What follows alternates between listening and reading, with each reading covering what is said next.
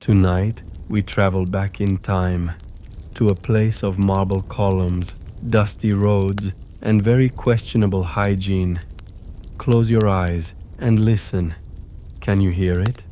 The distant sound of wooden cart wheels on stone, the murmur of Latin voices in the forum, the gentle splash of fountains that haven't flowed for 2,000 years. Rome, the eternal city, where emperors walked, where legions marched, where history was written in blood, sweat, and, well, other fluids we'll discuss later. From here, in your comfortable bed, Rome seems magnificent. Golden sunlight on white marble, togas flowing in the Mediterranean breeze, the glory of civilization at its peak. But tonight, you're not just visiting Rome, you're living in it as an ordinary person.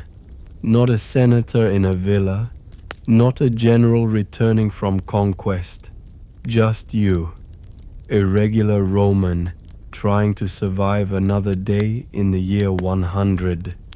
And between you and me, you might not make it to lunch. So settle in, pull up your blanket, and prepare to discover why your worst day in the modern world would feel like paradise compared to an average Tuesday in ancient Rome. Let's begin your day. At sunrise, the first sound isn't gentle. It's a rooster, somewhere below your window, announcing the dawn with all the subtlety of a war trumpet. Not just one rooster, mind you. This is Rome. There's an entire choir of them, each trying to outscream the others in some twisted avian competition. Your eyes open slowly. The ceiling above you is wooden, warped. And is that a new crack? You blink. Yes, definitely wider than yesterday. Tiny bits of dust drift down like ancient snow. You've been watching this crack grow for months now, like a very slow, very boring race between structural failure and your lease agreement.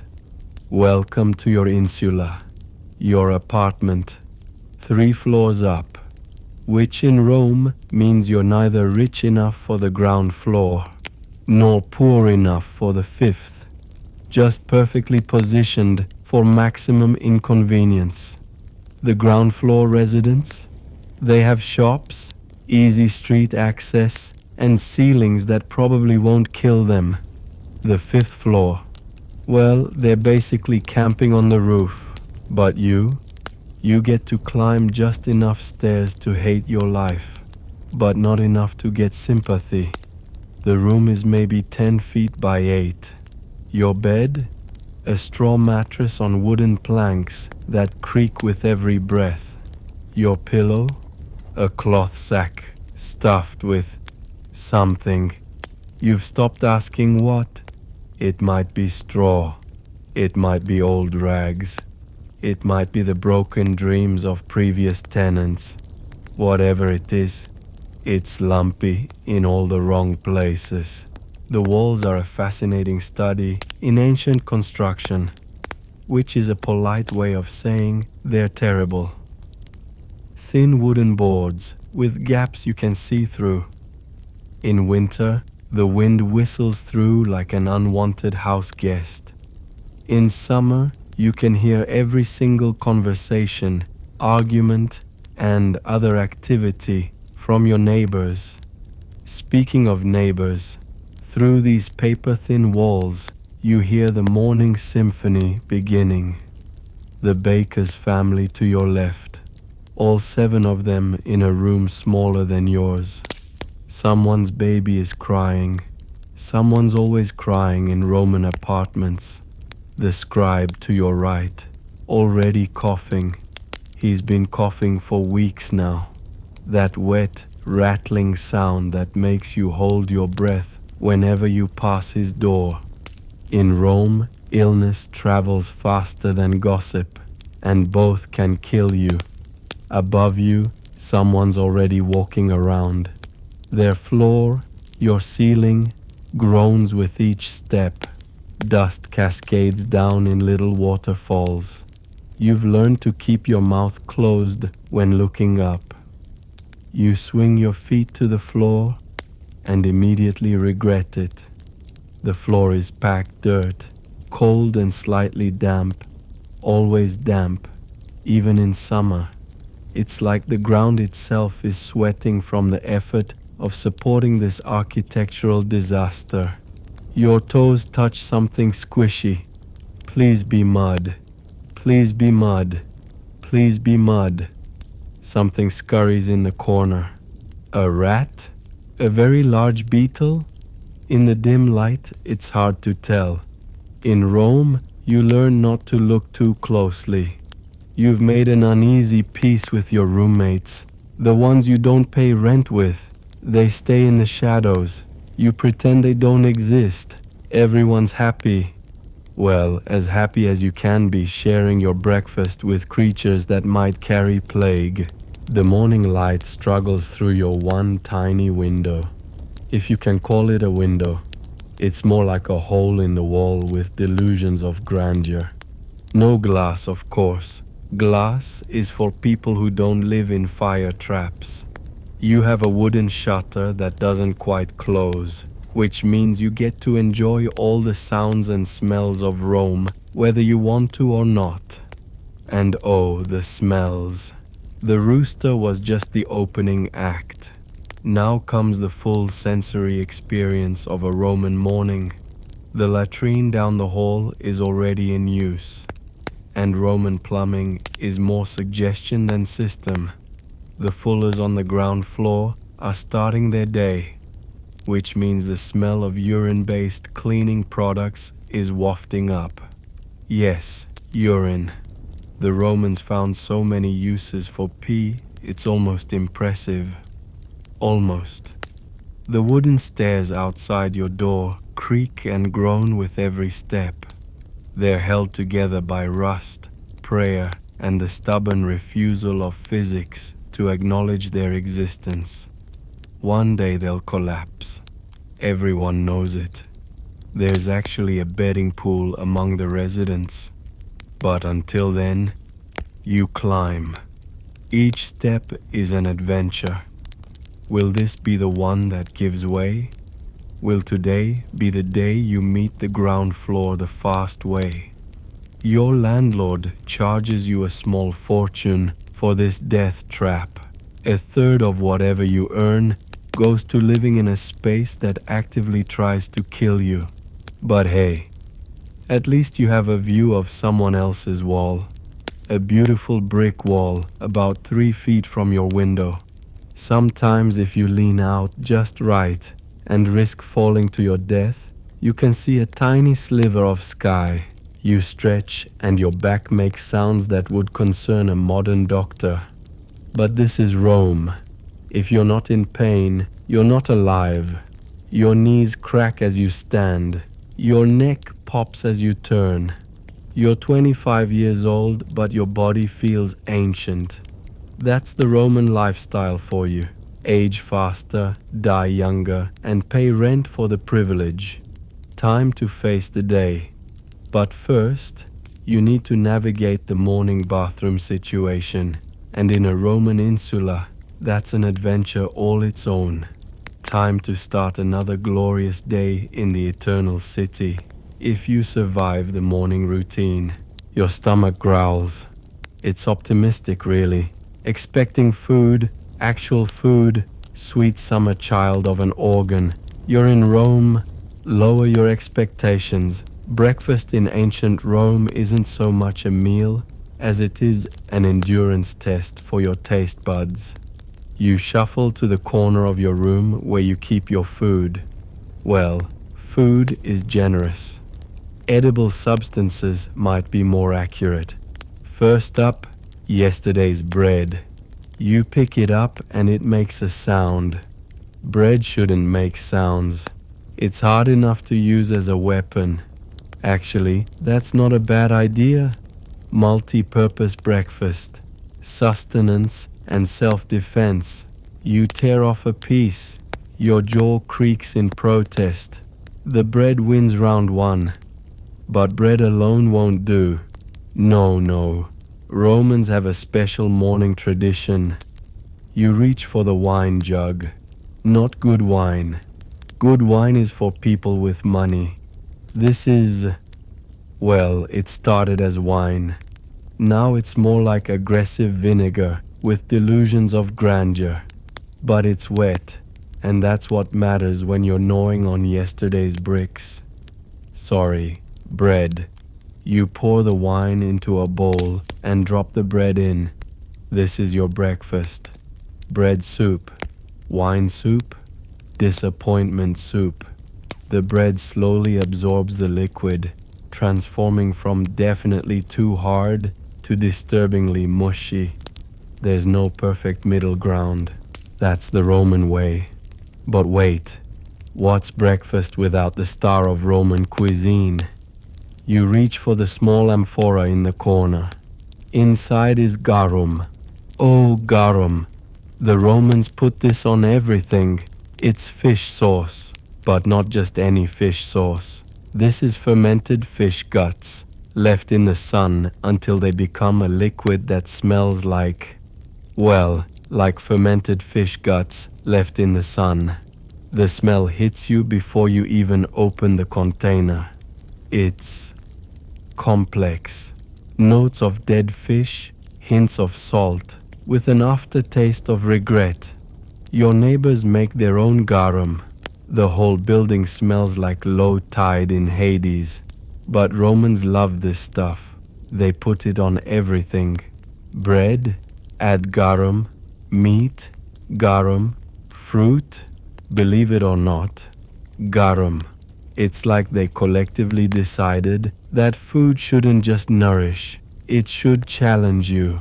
You drizzle a tiny amount on your wine-soaked bread. The smell intensifies. Somewhere the gods are laughing.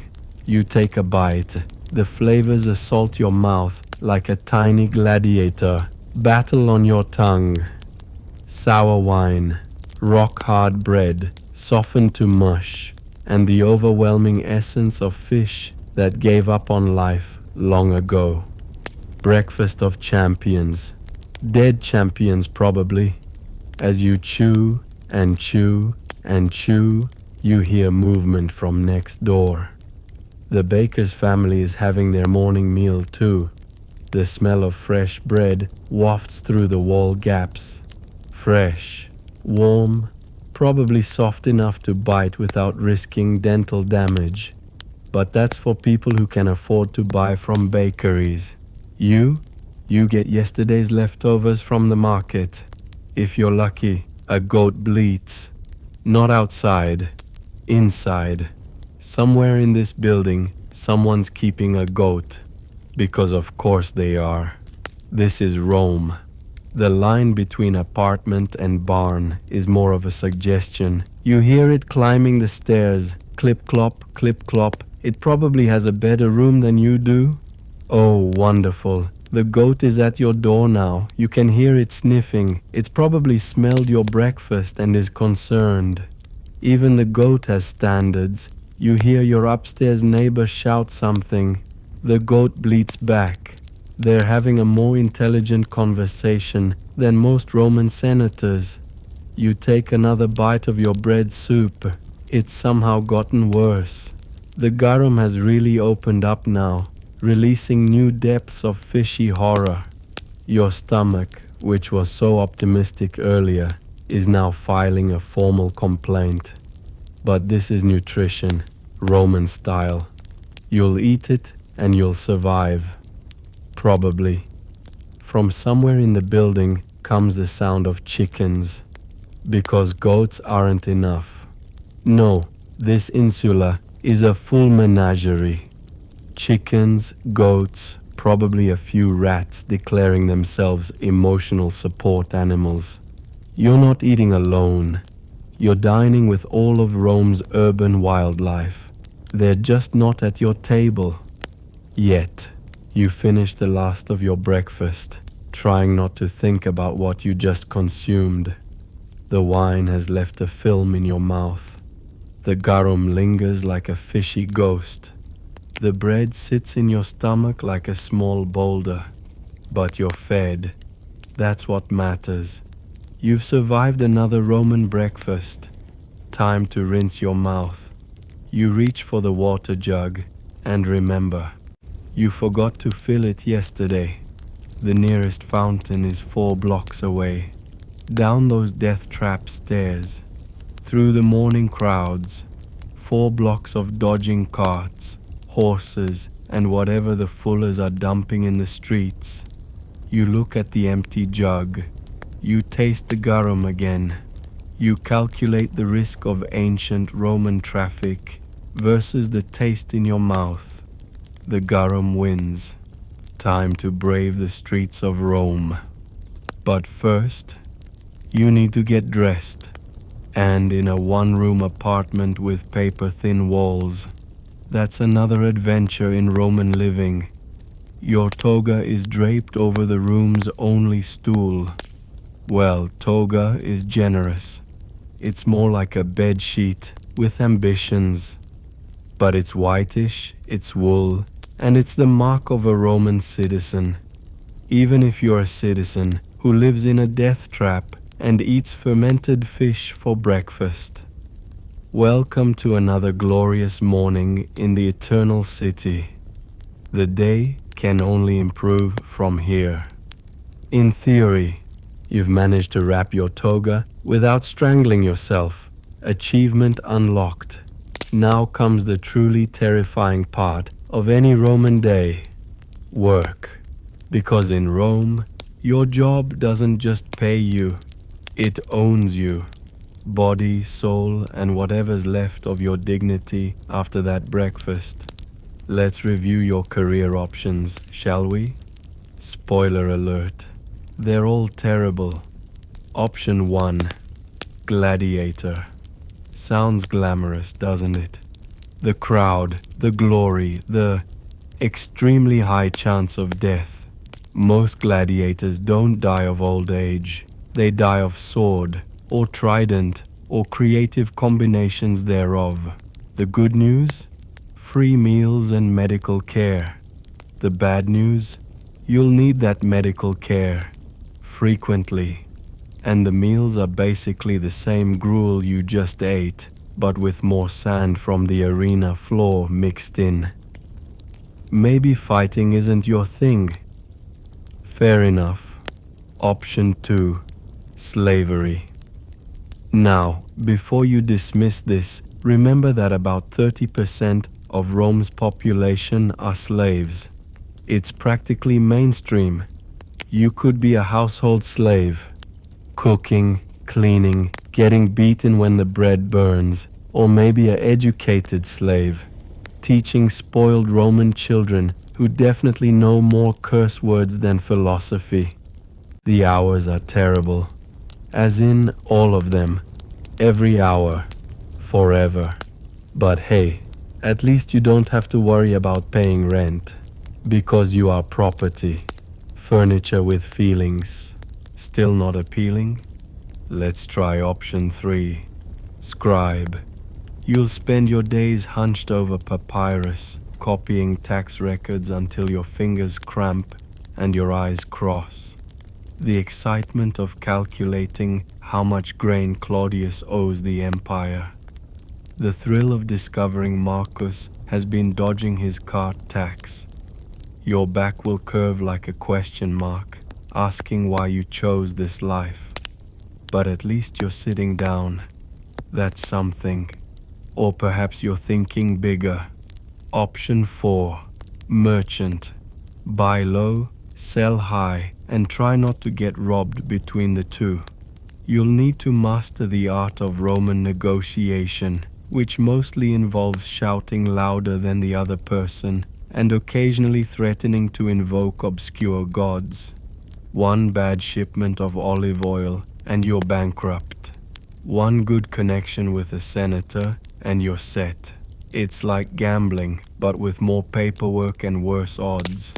Maybe you're more of a craftsman. Option 5. Working the trades. Blacksmith.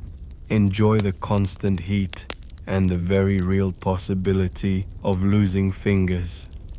Baker. Wake up at midnight to start the ovens, develop a permanent flour cough, and pray your bread doesn't poison anyone important. Fuller. Oh, the fuller. You'll spend your days stomping on clothes soaked in human urine. Yes, urine. It's the Roman dry cleaning method. The smell never leaves. Neither does the shame. For the truly desperate, there's option 6. Laborer.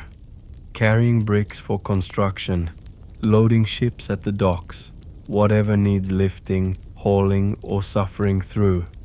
Your body is your only tool, and Rome will use it until it breaks. Then it will step over you and hire the next person. The turnover rate is high. So is the mortality rate. They're probably related. But here's the thing about Roman employment. You can't just quit. This isn't a 2 weeks notice situation. Your employer owns your time, your effort, and depending on your social status, possibly you. Quit without permission, that's abandonment of duty. The penalties range from fines you can't pay to exile from Rome. And if you're already in debt to your employer, which you probably are, because Roman employers invented the company store before companies were invented, well, congratulations. You've just volunteered for slavery. The Roman workday starts at sunrise and ends when your employer says it ends. There's no such thing as overtime pay. There's barely such thing as regular pay. You'll get enough to keep you alive and showing up tomorrow.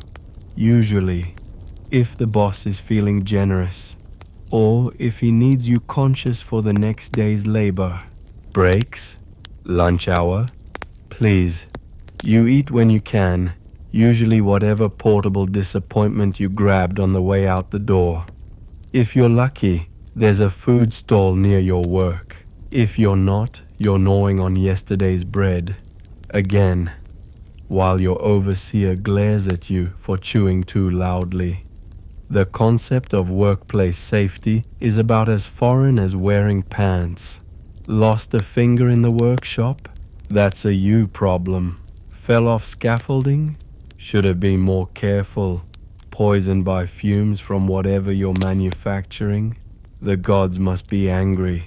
Here, sacrifice this chicken and get back to work.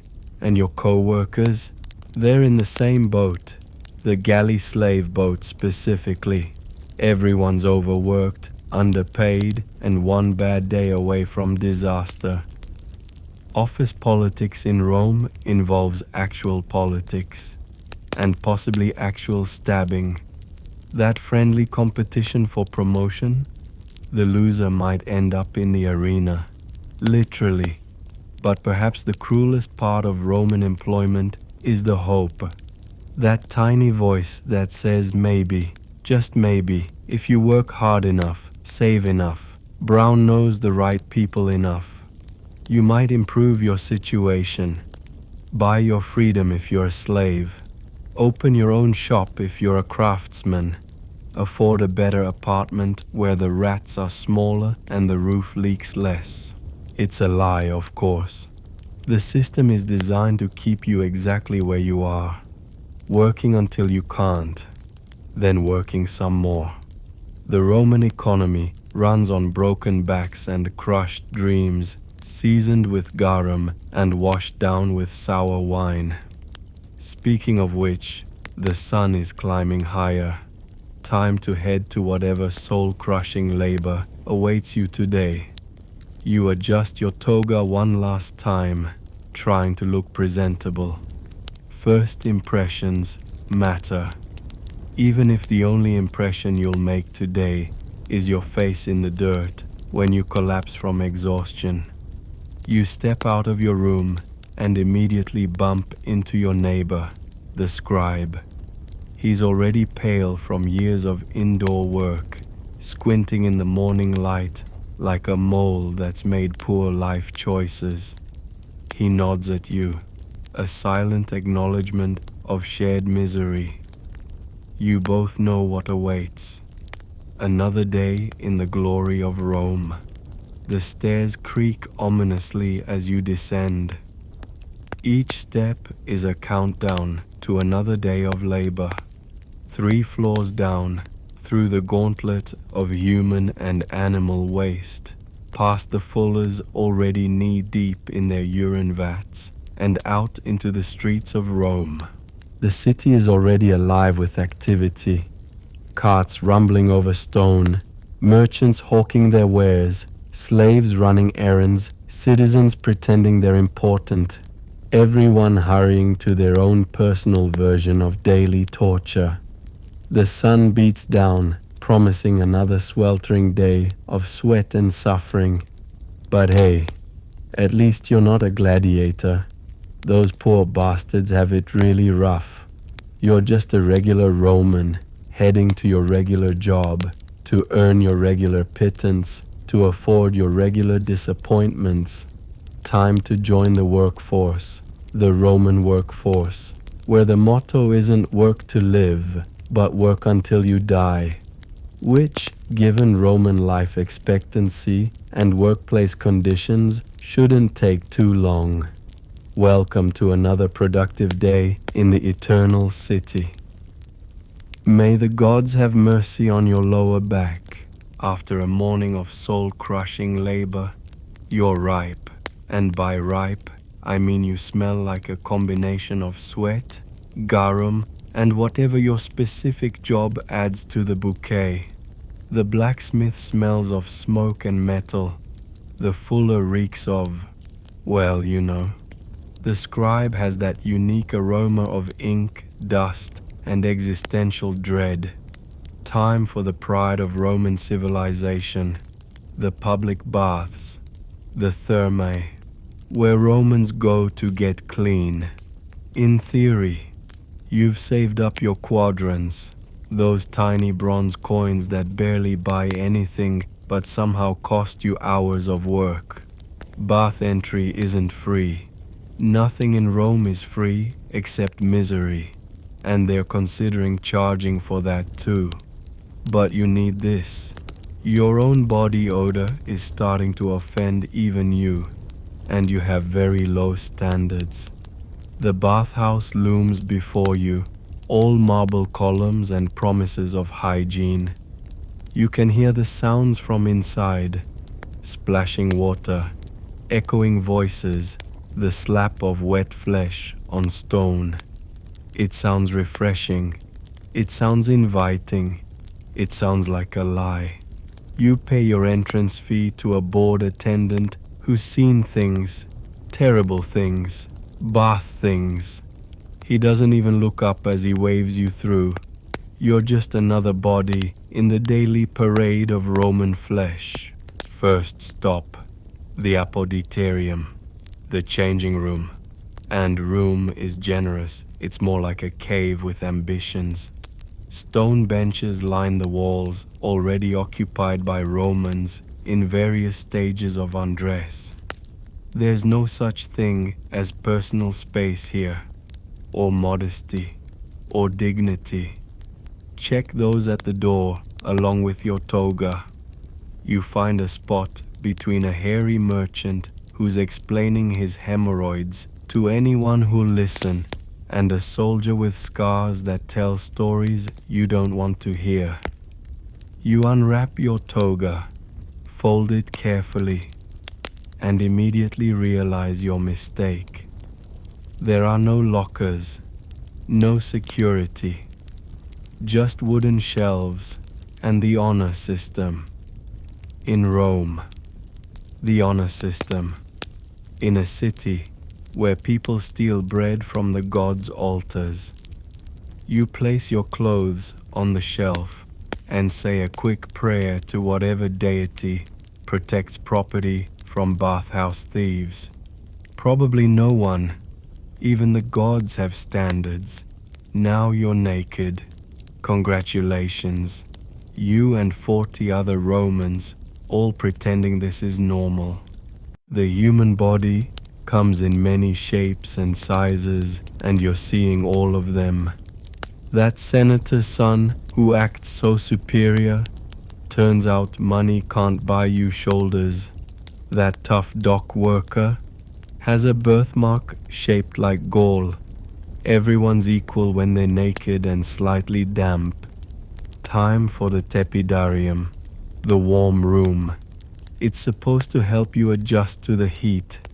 What it actually does is give you time to question your life choices while surrounded by nude strangers.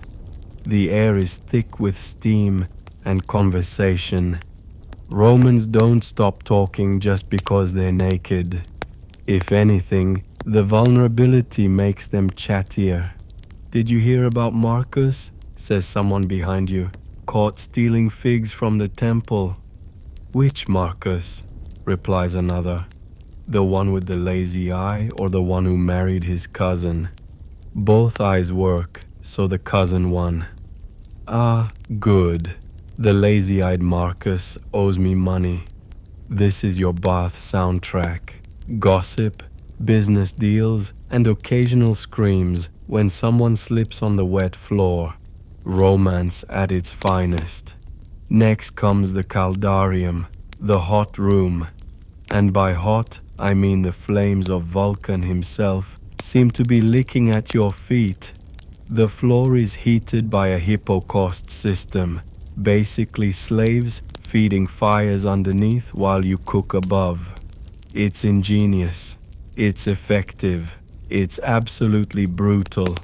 You hop from foot to foot like a demented crane, trying to find a spot that won't brand your souls.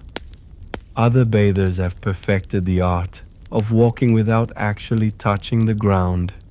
It's a dance of pain and determination. Someone should write scrolls about this. Ode to Not Burning Your Feet would be a bestseller. The hot pool awaits. You lower yourself in slowly, each inch a new adventure in temperature tolerance. The water is, well, let's think about this. It's been heating all day. Dozens of bodies have been in it. Bodies that came here specifically because they were dirty. This isn't a bath. It's human soup. You're voluntarily turning yourself into broth, but the heat feels good on your aching muscles. That lower back pain from hauling whatever you haul, temporarily forgotten. The cramp in your shoulder from your terrible working posture, melting away. For a moment, you can almost forget you're sharing bath water with half of Rome's unwashed masses. Almost. Because that's when you notice the debris. Little floating things that could be herbs from someone's perfumed oil. Could be. Probably aren't. You learn to bathe with your mouth firmly closed and your eyes when possible. Around you, Romans are conducting the full range of human activities. That merchant is closing a deal on wheat imports while his back hair floats like seaweed. Two senators are debating tax policy, gesturing wildly and splashing everyone nearby. A group of young men are comparing muscle definition and lying about their romantic conquests. It's like the Forum, but wetter and with significantly less clothing. Time to move to the frigidarium, the cold room. After the heat of the caldarium, it's like being slapped by Neptune himself. The cold pool is, well, it's an experience. You go from human soup to human ice sculpture in seconds. Your body doesn't know whether to seize up or shut down, so it tries both. But this is supposedly good for you. Closes the pores, tightens the skin, shocks the system into health, or just shocks the system.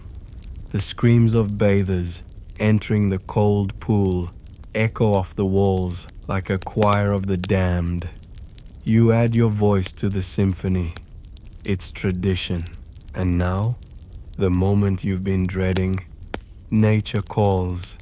And in the Roman baths, when nature calls, you answer with the sponge on a stick. The latrines are communal, because of course they are. Nothing in Rome is private. You sit on a stone bench with holes cut at strategic intervals. No doors, no walls between seats. Just you, your business, and your new bathroom buddies discussing the races while their bodies perform functions best left unmentioned. But here's the truly special part: the cleaning apparatus. In a bucket of water, hopefully water, sits a sponge attached to a stick. One sponge, one stick, for everyone. It's communal cleaning at its most intimate. You use it, rinse it in the bucket, and leave it for the next person. It's like sharing a toothbrush, but worse, so much worse. You try not to think about how many people have used this sponge today, this week, this lifetime. You definitely don't think about the quality of the rinse water or how often it's changed. Some things are better left unknown. The sponge does its job with all the gentleness of a battlefield medic. You rinse it, say a prayer for the next user, and flee. But wait, there's more. The bathhouse offers additional services. For a few more coins, you can get an oil massage. A slave will rub you down with olive oil, the cheap stuff that smells like a salad gone wrong. Then scrape it off with a strigil. It's a curved metal tool that removes oil, dirt, and possibly your will to live. The slave has the enthusiasm of someone who scraped 1,000 bodies and will scrape 1,000 more. You're just meat to be processed. Harder? He asks, already knowing you'll say yes, because Romans equate pain with cleanliness. Perfect, you lie, as he removes what feels like your entire outer layer of skin. There's also the option of having your body hair plucked. Yes, plucked. Hair by hair, by tweezers. Romans, especially the upper classes, prefer the smooth look. You're not upper class, but sometimes you treat yourself to minor torture. The plucker approaches with the dedication of a craftsman and the mercy of a tax collector. Each hair is a tiny battle, each pluck a small defeat. Beauty is pain, and pain is very Roman. Finally, you're done, clean-ish, scraped raw, slightly traumatized. You head back to the apoditarium to discover, surprise, your toga is still there. Miracle of miracles.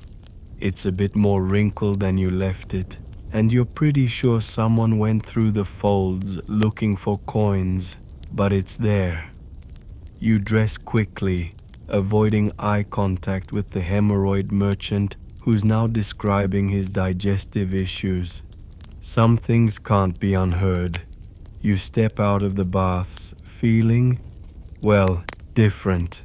Not necessarily cleaner, given what you've been soaking in, but different.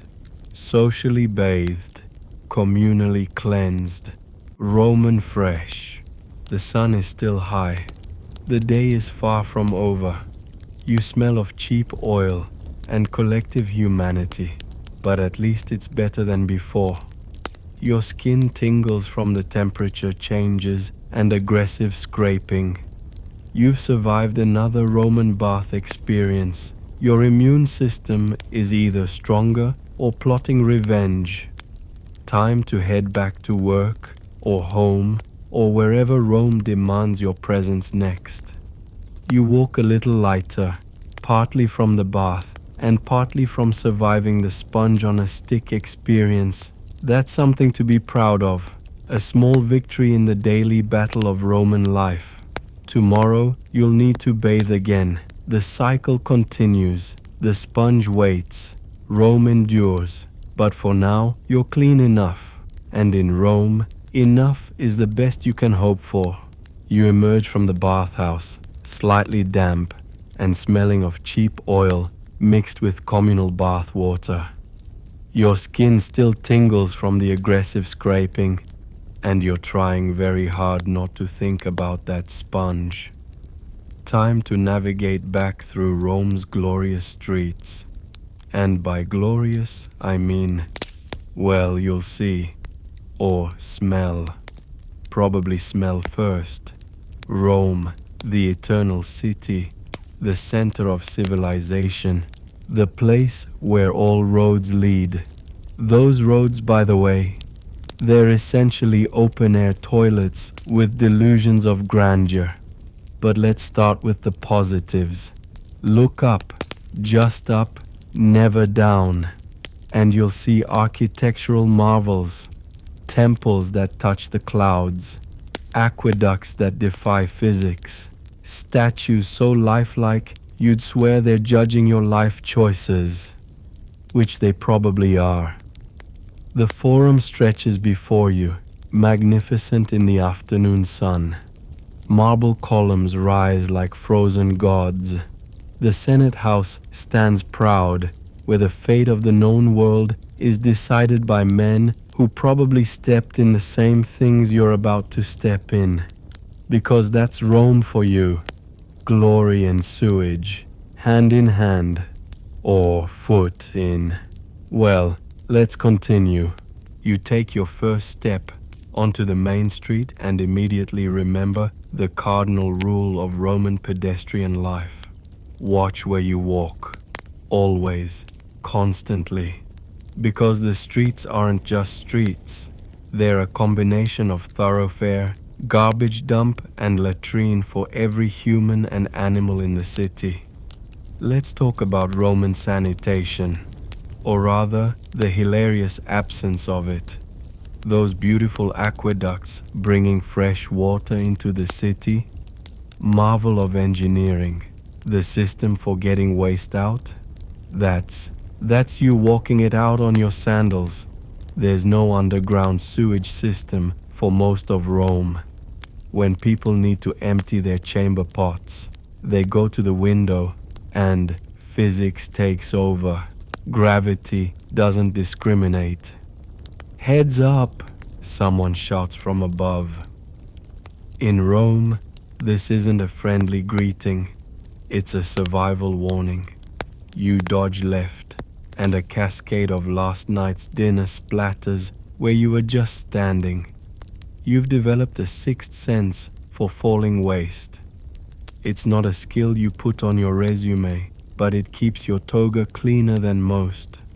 The streets are stepping stones of surprise.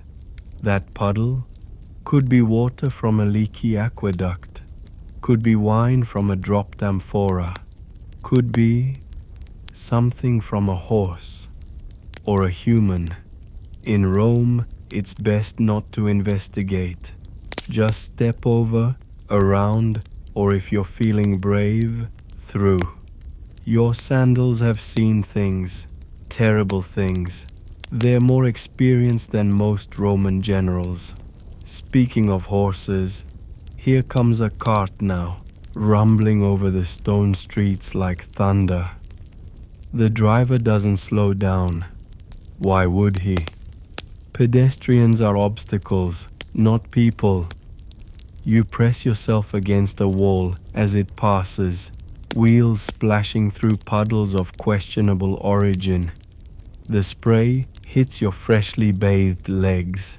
So much for that expensive bath. You're now wearing whatever was fermenting in that street soup. The smell is complex. It's a bouquet of human waste, animal droppings, rotting vegetables, and the distinctive aroma of a civilization that hasn't invented proper sewers yet. Every breath is an adventure.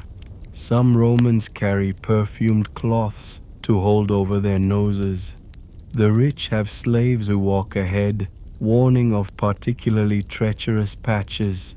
You've learned to breathe through your mouth, which brings its own problems when you accidentally taste the air. But wait, there's more. The streets aren't just covered in waste. They're also obstacle courses of commerce.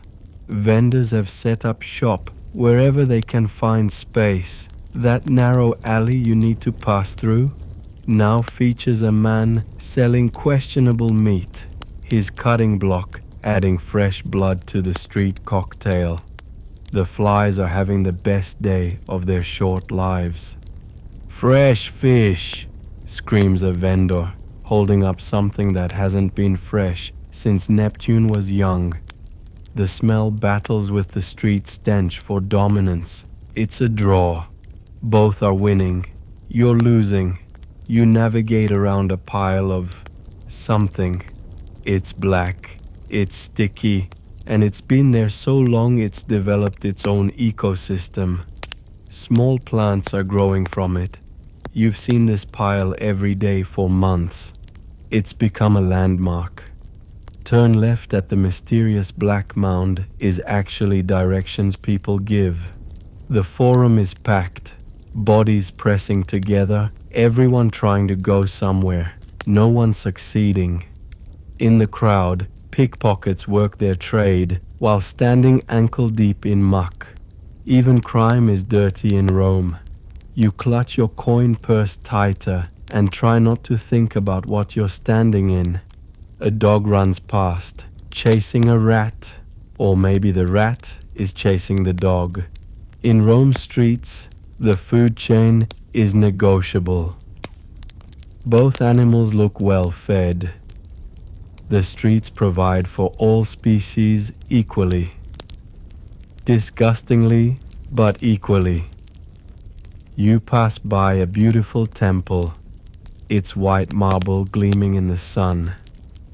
At its base, someone has relieved themselves. The sacred and profane exist side by side in Rome, usually within splashing distance. The priest pretends not to notice. He's got his own problems. His robes are hemmed high for a reason.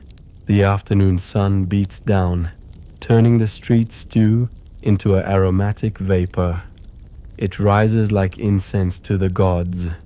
If the gods accept this offering, they have no standards whatsoever. The smell is now a physical presence, wrapping around you like an unwanted toga. You'll need another bath, but you just spent your last coins on the first one. The cycle of Roman hygiene continues. You spot a relatively clean stretch of street ahead. Success. You quicken your pace, eager to give your sandals a break from the biological obstacle course. You step confidently forward, proud to be walking through history, to be part of the great Roman civilizer. Squish. You look down. Your foot has found the one fresh pile in the clean section. Of course it has. Because this is Rome, where hope is just a setup for a joke and the punchline is always fecal. You lift your foot, trying to salvage some dignity. The substance stretches like cheese on a pizza, connecting your sandal to the street in a way that would be fascinating if it weren't so disgusting. A nearby Roman catches your eye and nods sympathetically. He's been there. Everyone's been there. This is the shared Roman experience. Not the Coliseum, not the Senate. This moment. Foot in poop, dreams in tatters, but still moving forward because what else can you do? You scrape your sandal on a relatively clean stone, adding your contribution to its growing patina. Tomorrow, someone else will scrape their sandal here. It's the circle of life. Roman style. Disgusting, eternal, and somehow still functioning. A senator passes by in a litter, carried high above the streets by slaves. He looks down at you peasants navigating the muck and wrinkles his nose. Must be nice, you think, to literally rise above it all. Then you notice one of his slaves slip, catching himself just before dropping the litter into the street soup. Even wealth can't completely escape Roman reality.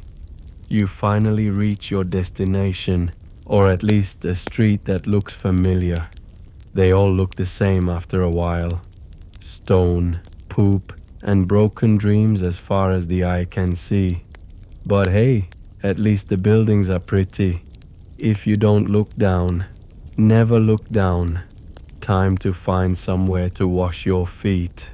Again, maybe at a public fountain where you'll share the water with everyone else who's been walking these streets. The cycle continues. Clean, dirty, clean again. It's like the myth of Sisyphus, but with more feces. Welcome to the streets of Rome, where every step is an adventure, every breath a gamble, and every surface is covered in something you don't want to identify. But it's home. Disgusting, beautiful, terrible home. Watch your step. Seriously, watch it. You're still scraping your sandal against a wall when you hear the commotion. Shouting, angry voices, the sound of justice being served, Roman style, which is to say, badly and with a lot of yelling. A crowd is gathering in the forum, and where there's a crowd in Rome, there's either free bread or someone's about to have a very bad day.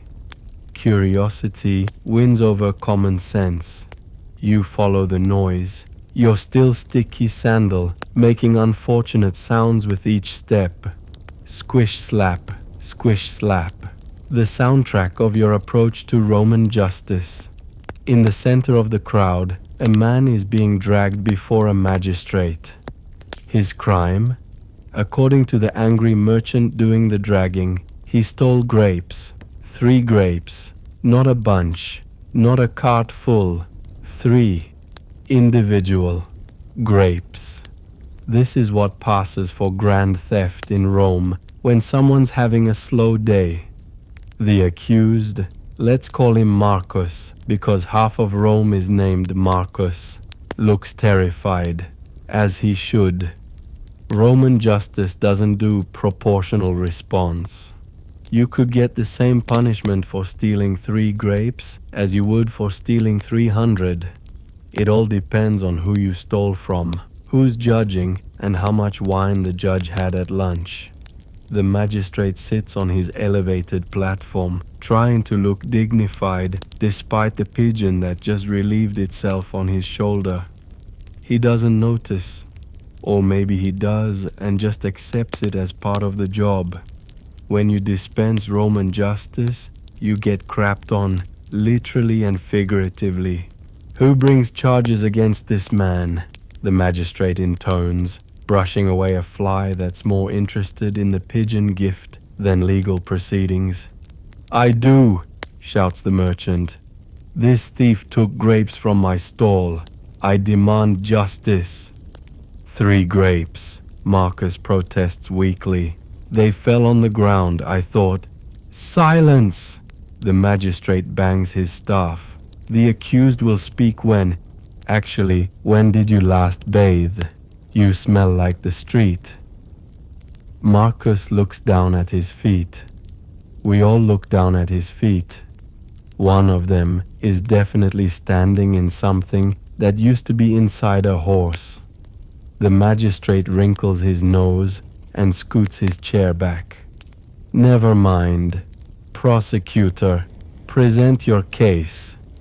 What follows is less legal argument and more theatrical performance. The merchant doesn't just accuse Marcus of theft. No, that would be too simple.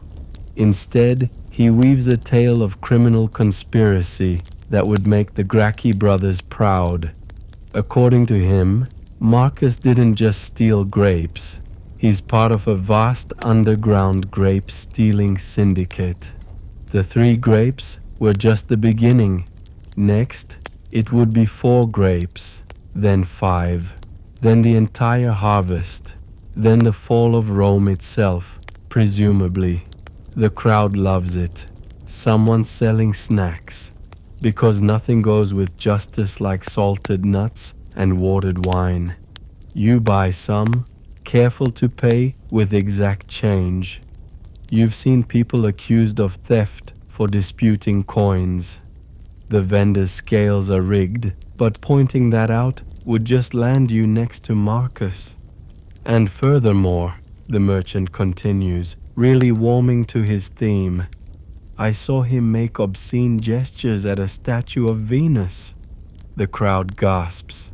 Marcus protests. I was swatting a fly. A likely story. Next you'll claim you weren't planning to use those grapes in dark rituals to curse the emperor. This is escalating quickly, from petty theft to treason in 3 accusations. That's Roman legal efficiency for you. Why have multiple trials when you can pile every possible charge into one dramatic afternoon? The magistrate looks bored. He's heard it all before. Theft, blasphemy, treason, conspiracy to corrupt the youth with stolen fruit. Just another Tuesday in the Roman legal system. He's probably thinking about what's for dinner, or calculating bribes, or both. Does the accused have representation? He asks, knowing full well that Marcus can barely afford sandals, let alone a lawyer. I represent myself, Marcus stammers. The crowd laughs. Self-representation in Rome is like performing your own surgery with a spoon. Technically possible, usually bloody, always ends badly. Very well, present your defense. Marcus tries. God's bless him, he tries. But Roman law isn't about truth. It's about performance. And Marcus has all the stage presence of a damp sponge. A damp sponge that's been stepped on by horses. I was hungry, he begins. Wrong move. Admitting poverty in Rome is like admitting weakness to wolves. The crowd smells blood. So you admit to the theft, the merchant crows. No, I mean yes, but... He confesses. I demand the maximum penalty. The maximum penalty for grape theft is flexible. Could be a fine. Could be slavery. Could be entertainment for the Coliseum's afternoon show. Depends on how creative the magistrate is feeling and whether he owns grapevines. But then, a plot twist. A well-dressed man pushes through the crowd. Clean toga, expensive sandals that have clearly never met the street properly. He whispers something to the magistrate. Money changes hands. Not subtly, right there in the open, because Roman corruption doesn't hide in shadows. It stands in the sunlight and charges admission. The magistrate's expression changes. Suddenly, he's very interested in legal precedent. Upon further consideration, he announces, the evidence is inconclusive. The merchant protests. But he confessed. Did he? I heard him say he was hungry. Not that he took grapes. Being hungry isn't illegal. The magistrate pauses. Yet, more money changes hands. This time from the merchant to the magistrate. It's like an auction where justice goes to the highest bidder. The crowd takes bets on the outcome. Someone's running odds. 3-1 on Marcus getting flogged. 5-1 on arena duty. 10-1 on actual justice being served. No one takes that bet. The well-dressed man whispers again. Ah, turns out Marcus is his slave, valuable property, not for his skills but for entertainment value. Apparently, Marcus tells good jokes. In Rome, that's worth more than gold. The magistrate nods sagely. After careful deliberation, he announces, swaying slightly, I find the accused guilty of unauthorized grape relocation. The crowd murmurs, is that even a crime? Who cares? It sounds official. The sentence is 30 lashes. The merchant smiles. Marcus pales. The well-dressed man steps forward, to be administered by the accused to himself. What? Even for Rome this is weird, but the magistrate is already moving on to the next case. Something about a chicken that may or may not have been insulted. Roman justice doesn't pause for confusion. Marcus is handed a whip and told to flog himself. He taps his back gently. The magistrate rolls his eyes. Harder! Justice must be seen to be done. So there, in the middle of the forum, surrounded by merchants, slaves, citizens, and various livestock, Marcus whips himself for stealing 3 grapes. Not hard enough to really hurt, but enough to satisfy the performance of justice. The crowd gets bored and disperses. The merchant, realizing he spent more on bribes than the grapes were worth, storms off. The well-dressed man collects his property and leaves, presumably to hear some jokes that better be worth this investment. You finish your snacks and contemplate what you've witnessed. Roman justice in all its glory. Arbitrary, theatrical, and powered entirely by whoever has the most coins. The magistrate is already halfway through the chicken insult case, which somehow involves 3 witnesses, 2 interpreters, and a priest who claims the chicken was speaking for Apollo. Justice isn't blind in Rome. She's peeking through her fingers, checking who's paying. And she's definitely drunk. How else do you explain a legal system where stealing grapes can get you anything from a self-administered spanking to lion food, depending on the judge's mood and bribe intake? You decide to leave before someone accuses you of something. In Rome, watching justice is almost as dangerous as seeking it. You merge back into the crowd, careful not to make eye contact with anyone who looks litigious, or wealthy, or both. Your sandal is still making that unfortunate squish-slap sound. Each step reminds you of where you've been and where you're going.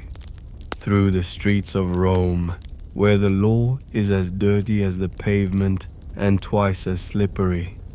But hey, at least the entertainment was free. In Rome, that's justice enough. You try to look elsewhere, but there's nowhere else to look. It's designed that way. Every seat has a perfect view of death. Roman efficiency. The executions are quick at least. Professional. The executioner knows his business. The crowd offers scattered applause, like polite golf claps. Save the real enthusiasm for later. Next come the beast hunts. This gets more attention. Exotic animals from the far corners of the empire, brought here to die for entertainment. Lions from Africa, bears from Germania. Something that might be a leopard, but could also be a very angry, spotted dog. The handlers release them into the arena, where professional hunters wait with spears and nets and expressions of grim determination. The elderly woman perks up. Ooh, I love this part. Look at that lion, magnificent. Probably eaten better than us this week. She's not wrong. The animals are valuable. They're well fed, well cared for, right up until they're not. It's like a very violent petting zoo. The hunters dance with death. Literally. There's choreography to this. Duck, weave, stab, retreat. The crowd ohs and ahs at near misses. Someone down front gets splattered with something unpleasant. They cheer. In Rome, audience participation includes bodily fluids. One hunter slips. The crowd leans forward.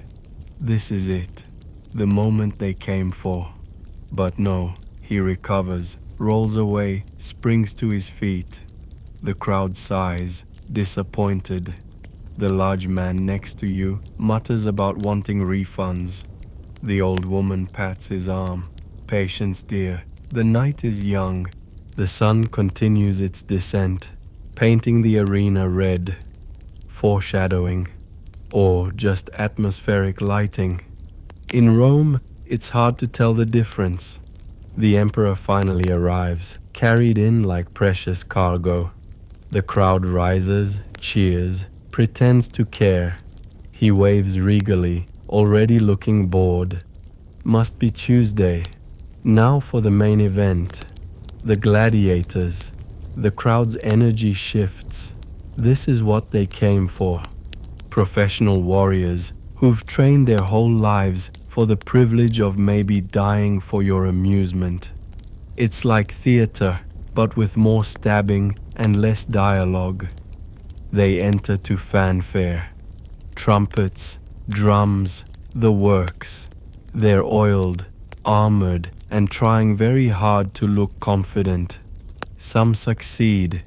Others look like they're desperately remembering their training while calculating escape routes. There aren't any. That's also by design. The elderly woman explains the different types to you, like a grandmother describing her garden. That's a retiarius, net and trident, very elegant. And that's a murmillo. See the fish helmet? Symbolic. Everything's symbolic if you're about to die. The pairings are announced. The crowd has favorites. Bets are placed. The large man puts money on a Thracian with impressive scars. You don't bet. You've seen enough Roman justice today to know the house always wins. The first fight begins. It's actually quite technical. These aren't random brawls. There's strategy, skill, years of training on display. For about 30 seconds, then someone draws blood and the crowd loses its collective mind. The elderly woman is on her feet, shouting suggestions that would make a surgeon flinch.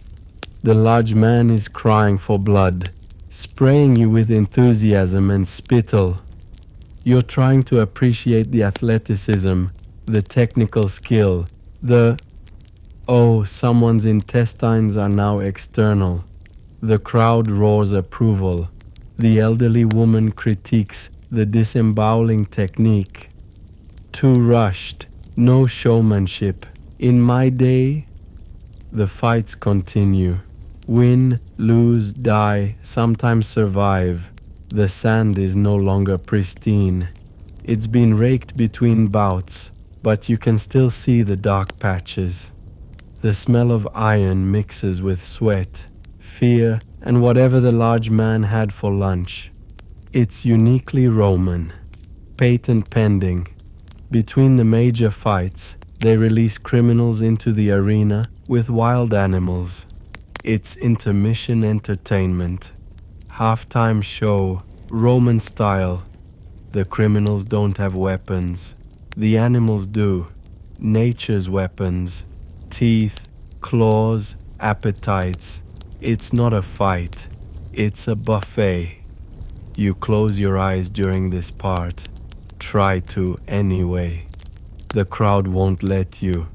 They scream, they cheer, they provide commentary. The elderly woman narrates like it's a recipe. First the lion stalks, then it pounces. Oh, that's going to stain. The large man has worked himself into a frenzy. He's screaming for more blood, more action, more everything. His face is red, veins bulging. You're genuinely concerned he might have a heart attack.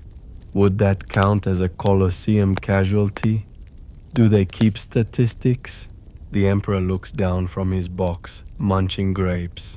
Not stolen ones, presumably. He gives thumbs up or down with the casual air of someone choosing dinner options. Live, die, whatever. He's got an empire to run. This is just his evening relaxation. As darkness falls, they light torches around the arena.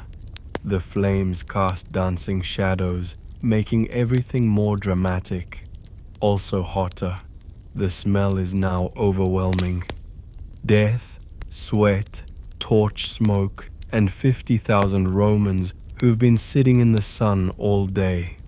Your nose surrenders. It's easier than fighting. The grand finale approaches. The best gladiators. The marquee matchup. The crowd is hoarse from screaming, but finds new voice.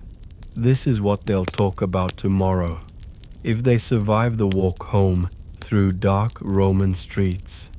The two gladiators face each other. One raises his sword to the Emperor. "We who are about to die salute you." The crowd loves it. Classic line. Never gets old.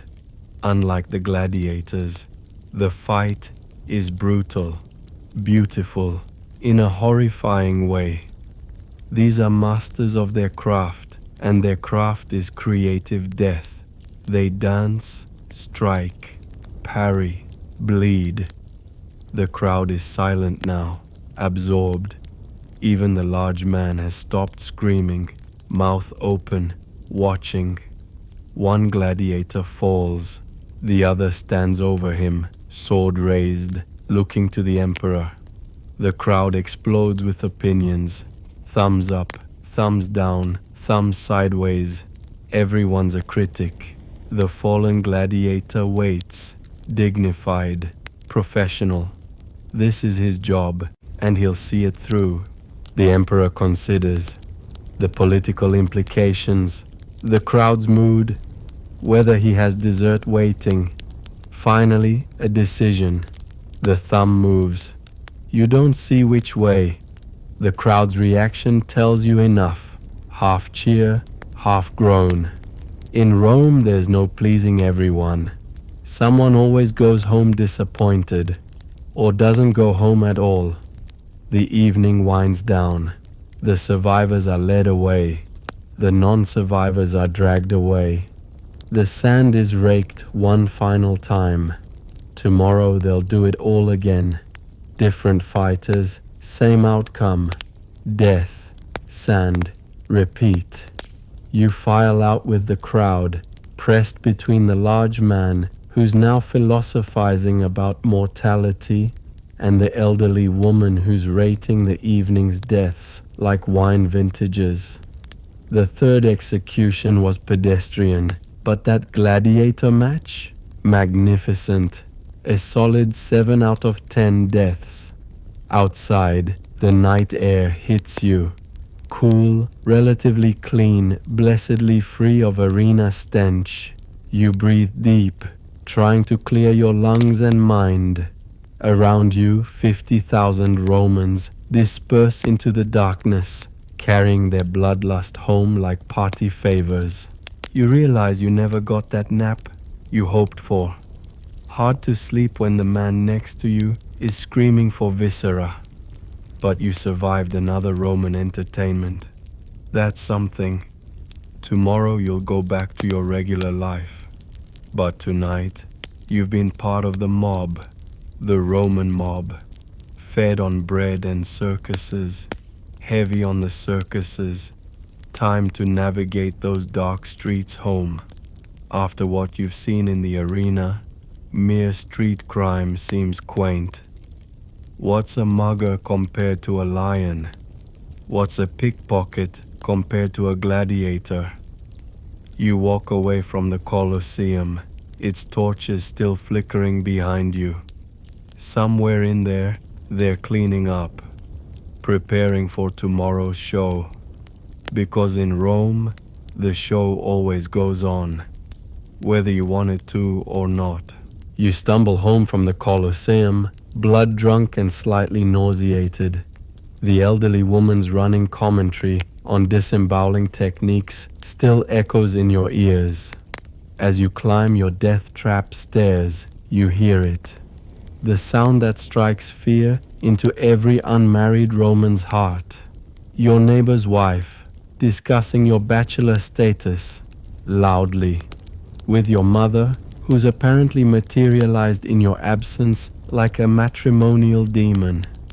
25 and still single, your mother laments, her voice carrying through those paper-thin walls. At this rate, I'll never have grandchildren. The family name will die. Our ancestors will curse us. You freeze on the stairs. Maybe if you're very quiet, you can sneak past and no, mothers have special sensing abilities, like bats, but for unmarried offspring. There you are. She emerges from your room where she's definitely been going through your things. We need to talk about your future, specifically your lack of a wife. Ah, Roman marriage, where romance goes to die and contracts are born. Let's discuss the beautiful institution of matrimony, Roman style. Spoiler alert, it's about as romantic as the arena you just left, but with less honest bloodshed. First, forget everything you think you know about love. In Rome, marriage isn't about feelings, it's about property, politics, and producing legitimate heirs. Love is what you have with your mistress. Marriage is what you have with your accountant, who happens to share your bed and judge your household management skills. The baker's daughter is available, your mother continues, dragging you into your room. She's 14, prime marrying age. Good hips for childbearing, can count to 20 without using her toes. What more do you want? 14. In Rome, that's a woman, ready for marriage, motherhood, and managing a household. Meanwhile, Roman men wait until their late 20s or 30s. We need time to establish ourselves. Also, we're cowards, but mainly the establishment thing. Your mother produces a wax tablet. She's made a list. Of course she has. Option 1. Julia. Dowry includes 2 goats and a set of kitchen knives. Her father owns a foolery, so you'll never lack for clean togas. The urine smell fades, eventually. You try to protest. Mother, I barely survived the Coliseum. Can we discuss this tomorrow? The Coliseum. Perfect. Did you see anyone eligible there? The senator's box must have had prospects. What about that nice girl cheering for the dismemberment? This is Roman matchmaking. Your mother, armed with determination and questionable standards, hunting for your future wife like a gladiator, stalks prey. Except gladiators occasionally show mercy. Option 2, she continues, undeterred. Claudia, 16, so practically an old maid, but her dowry includes a small shop. You could sell things, whatever people sell. The important part is she's breathing and has property. Roman marriages are business transactions. The bride comes with a dowry, money, property, or livestock that transfers to the husband. In exchange, he provides protection and legitimate children. It's like a merger, but with more arguing about dinner and occasional poisonings. How do I meet these women? You ask, foolishly engaging. Your mother laughs. Meet them? You'll meet at the wedding, if you're lucky. Your father didn't see me until we were exchanging vows. Surprise, I was cross-eyed. He adapted. That's Roman courtship. No dating, no getting to know each other. Your parents, or if you're unlucky, the emperor himself, arrange everything. You might glimpse your bride at religious festivals from across the forum while she's covered in a veil. It's like trying to choose bread by smell alone through a thick wall while blindfolded. But what if we don't like each other? You're new to this, clearly. Like? Your mother clutches her chest dramatically. Your father and I have been married 30 years. We tolerate each other perfectly. On good days we achieve mild fondness. That's a successful Roman marriage. She's not wrong. Roman marriages aren't about compatibility. They're about connections. Marry into the right family, and doors open. Marry into the wrong one, and you're spending Saturnalia with people who think garum is a beverage. Your neighbor's wife pokes her head in. Without invitation. Privacy is a myth in Roman apartments. My cousin's daughter is available. 17, but she makes up for her advanced age with excellent weaving skills. And all her teeth, most of them anyway. Now it's a bidding war. Mothers trading daughters like merchants at market. This one can cook. That one has a dowry of 3 shops. This one's father knows a senator. That one hasn't poisoned any previous husbands. What about love? You try one last time. Both women stare at you, then laugh and laugh. Your mother wipes tears from her eyes. Love! He wants love. Next he'll want a wife who can read.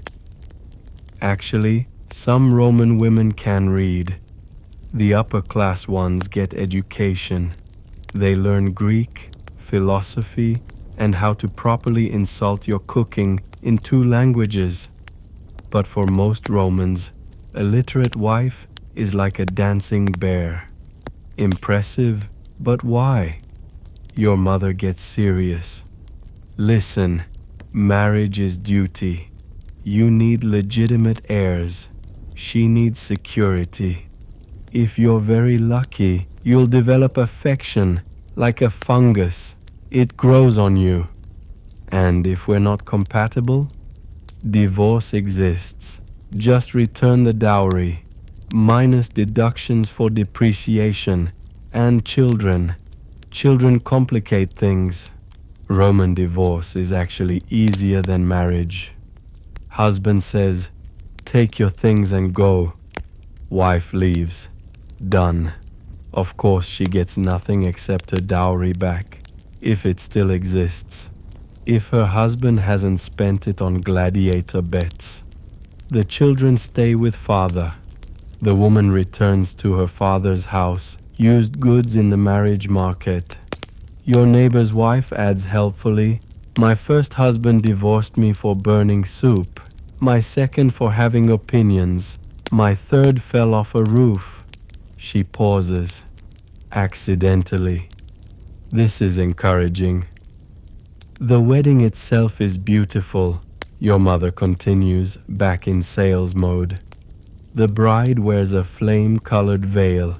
You sacrifice a pig to ensure fertility. Everyone pretends the omens are favorable, even if the pig's liver looks diseased. Then you carry her over the threshold. Romance, you mutter. Tradition and practical. Tests if you can lift her. Important for later years when she's eaten too much of her own cooking. The neighbor's wife nods sagely. My current husband dropped me, threw out his back. We took it as a sign. He sleeps in the shop now. Your mother pulls out another tablet. She's got more. Now about the wedding night obligations. Mother. You need instruction.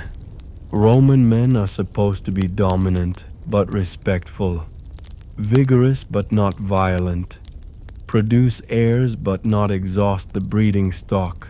It's delicate balance. You're considering jumping out the window. It's only 3 floors. You might survive. Crippled but unmarried. Option 3, she continues, relentless. Livia, 15, father's a merchant. Dowry includes a cart and donkey. The donkey's old but the cart's decent. She's sturdy, built like a gladiator. Could probably bear children while plowing fields. She sounds delightful, you say, dead inside. Sarcasm. Good. Roman wives need to understand sarcasm. It's how husbands communicate affection. That and not divorcing them for minor cooking errors. The neighbor's wife agrees. My husband hasn't divorced me in 6 years. True love, this is your future. A business arrangement disguised as marriage. You'll wed a stranger, produce children you'll barely see, and communicate through sarcasm and sighs. If you're lucky, she won't poison you. If you're very lucky, you'll achieve your parents' level of mutual toleration. When do I have to decide? You ask. Soon. These girls won't stay on the market forever. Someone will snatch them up, probably literally. Bride kidnapping is illegal but traditional. Ah yes, another romantic Roman tradition. Can't convince a girl to marry you? Just grab her. Her father will negotiate a dowry later. It's like shopping, but backwards and illegal. Your mother stands, mission partially accomplished. Think about it, but not too long. The baker's daughter has other suitors. One owns 2 donkeys. 2. She leaves with your neighbor's wife, discussing your prospects like your livestock at market, which, in the Roman marriage system, you essentially are. Just livestock that's expected to pay for the privilege of breeding. You sit in your room, contemplating your romantic future. Somewhere in Rome, a 14-year-old girl is being told she'll marry you. She's probably equally thrilled. You'll meet at your wedding, fumble through ceremonies neither of you understand, then spend the rest of your lives in matrimonial combat. But hey, at least you'll get a dowry out of it. Maybe some goats or kitchen knives. In Roman marriage, you take romance where you find it, even if it's sharp and goes, bah, time for bed. Tomorrow, your mother will return with more options. More teenage brides with property attached. More futures that look suspiciously like business mergers with breeding requirements. Sweet dreams of romance, Roman style. Where till death do us part is less vow and more timeline. And sometimes death comes suspiciously quickly after the wedding soup gets burned 1 too many times. You wake from nightmares about teenage brides armed with kitchen knives riding dowry goats. Your mother's matchmaking has disturbed your sleep and, apparently, attracted divine attention. Because your room is suddenly very cold and there's a smell like burnt offerings mixed with disappointment. Either the gods are visiting or your upstairs neighbor is cooking again. A pigeon flies through your window and drops something on your pillow. In Rome, this could be a divine message or just Tuesday. You examine the dropping. Still warm. Definitely Tuesday. But it reminds you. When was the last time you made an offering to the gods? Any gods. Even the minor ones who handle things like not dying from architectural collapse or successful bowel movements. Oh no, you've been so busy surviving Rome's earthly disasters that you've neglected Rome's heavenly ones. And Roman gods are like Roman mothers. Ignore them too long and they'll make your life creatively miserable. Time for damage control. You dress quickly, grab your coin purse, significantly lighter after yesterday's bath and Coliseum snacks, and head out into the morning streets. First stop, the nearest temple. Any temple. In Rome, gods are like bakeries. There's one on every corner, and they all want your money. The temple of Vesta looms first. She's the goddess of hearth and home. Important, considering your home is held together by spite and wood rot. But her temple is for virgins only. Virgin priestesses, specifically. You're neither, so you keep walking. Vesta will have to wait. She's used to it. She's been waiting for offerings from you for... Actually, have you ever honored Vesta? This might explain your housing situation. Next, Jupiter's temple. The big guy, king of the gods. You can't go wrong with Jupiter, right? Wrong. His temple requires serious offerings. Bulls, gold, firstborn children. You have 6 copper coins and a suspicious rash. Jupiter's price point is beyond your budget. You nod respectfully at his statue and hurry on. Maybe he didn't notice. Gods notice everything, but you can hope. Ah, here's a shrine to Mercury, god of merchants, thieves, and messages, also travelers and luck. Basically, he handles everything Jupiter's too important to deal with, perfect for a working-class Roman. You approach the small altar, squeezed between a foolery and a dubious tavern. Someone's already left an offering, a moldy cheese rind. The gods get what the gods get in this neighborhood. You place 1 precious coin on the altar. Mercury, god of stuff, please accept this offering and maybe don't let me get robbed today, or poisoned, or fall through my floor. Actually, just general not dying would be great. Thanks. A cat immediately steals your coin and runs. Is this a sign? With Mercury, who knows? He's the trickster god. Your offering being stolen might actually please him. Roman theology is complicated. You continue your divine apology tour. Mars gets a nod. You're not military, but he also handles agriculture and virility. Can't hurt to stay on his good side, especially with your mother's marriage plans. Venus gets a mumbled prayer. She handles love and beauty. You have neither, but maybe she grades on a curve. Then you reach the temple of Bacchus, god of wine, festivities, and questionable decisions. His shrine always has visitors, usually swaying slightly and singing off-key. Even at this early hour, devotees are gathered, sharing wine and honoring their god through enthusiastic consumption. This is religion you can understand.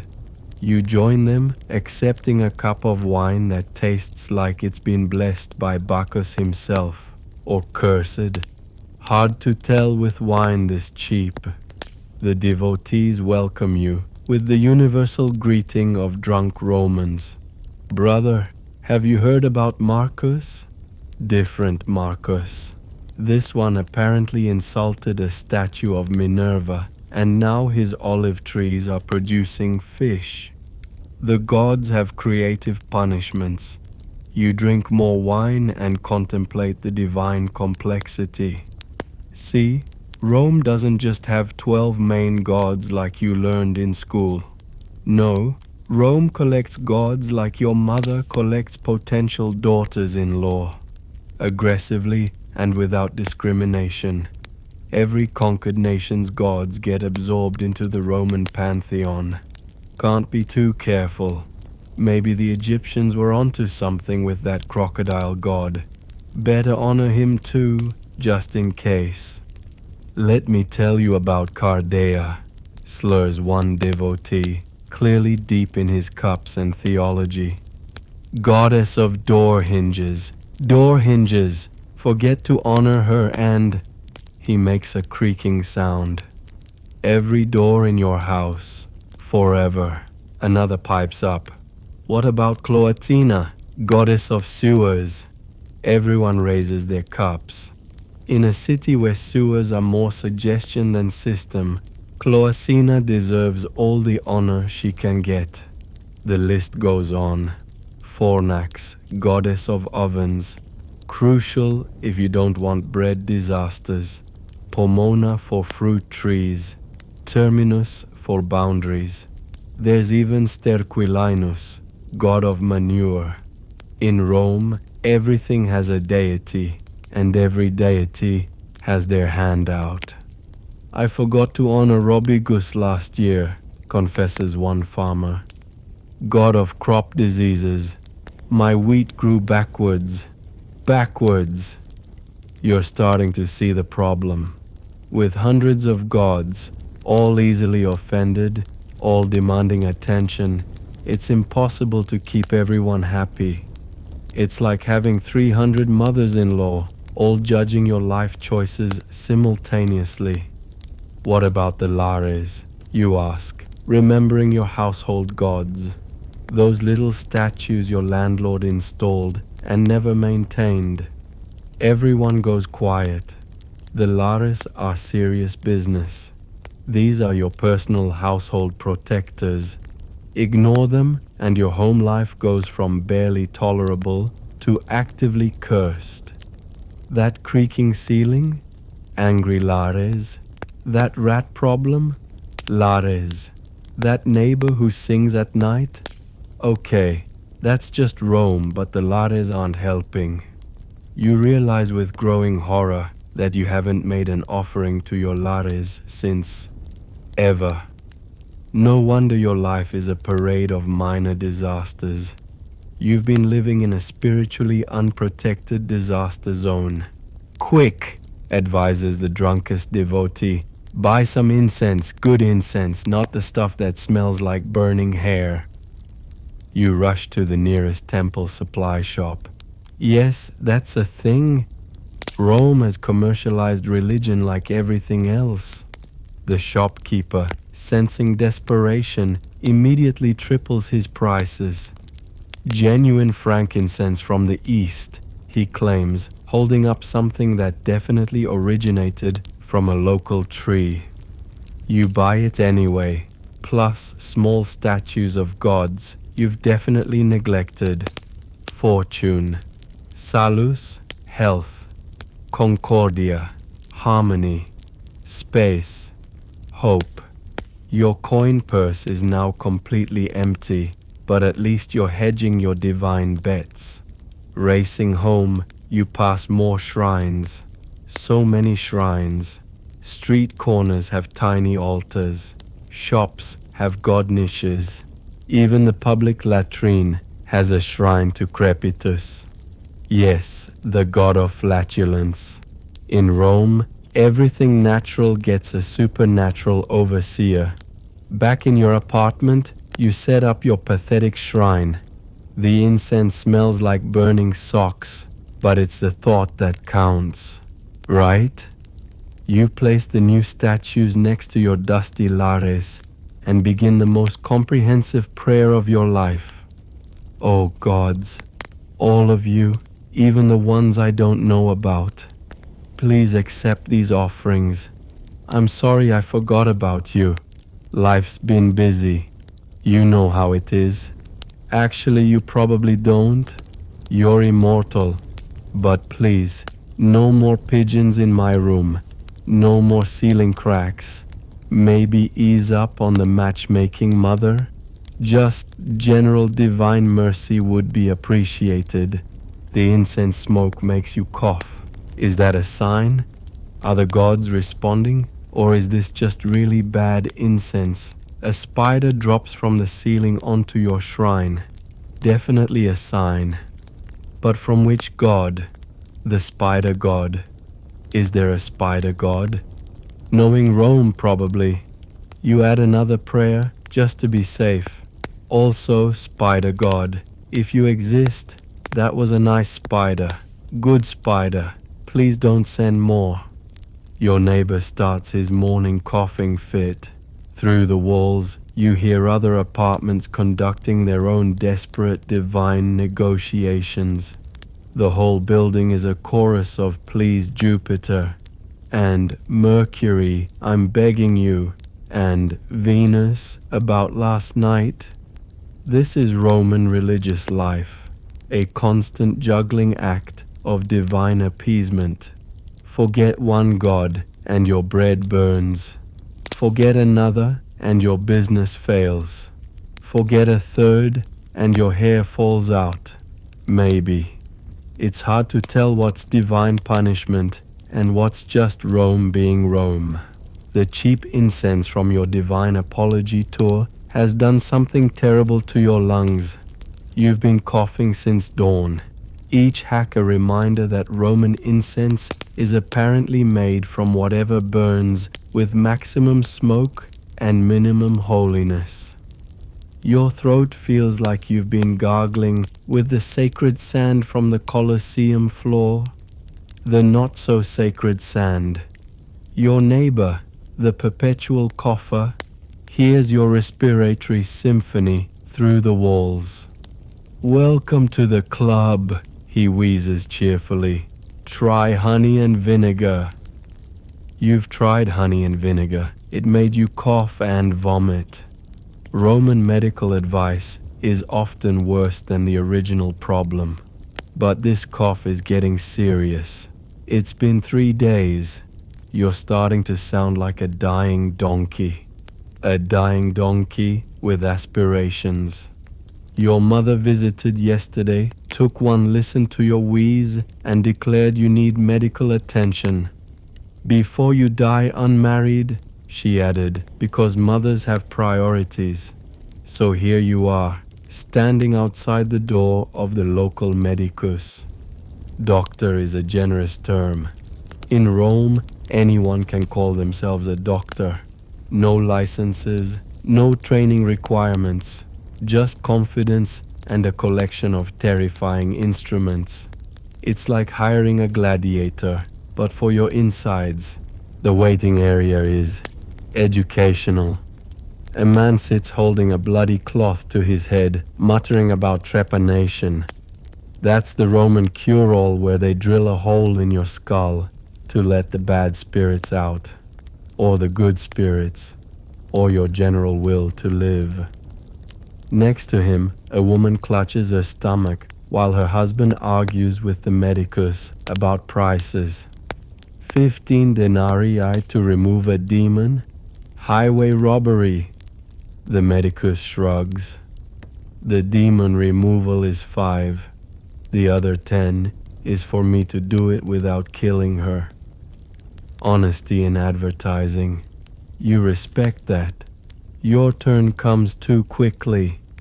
The medicus examines you with the medical precision of a drunk augur reading pigeon entrails. He's Greek because all Roman doctors are Greek. Romans conquer. Greeks heal. It's a system. "Cough," he commands. You cough. He nods sagely. "Yes, definitely a cough. Brilliant diagnosis. Worth every coin you're about to lose." "The treatment options," he begins, pulling out a truly alarming collection of implements, "depend on your budget and pain tolerance." "What's the cheapest option?" you wheeze. "Prayer and waiting." "The second cheapest?" He brightens. "Bloodletting. Very popular. We drain the bad blood, leave the good blood. I'm reasonably accurate at telling the difference." Reasonably accurate. In Roman medicine, that's practically a guarantee.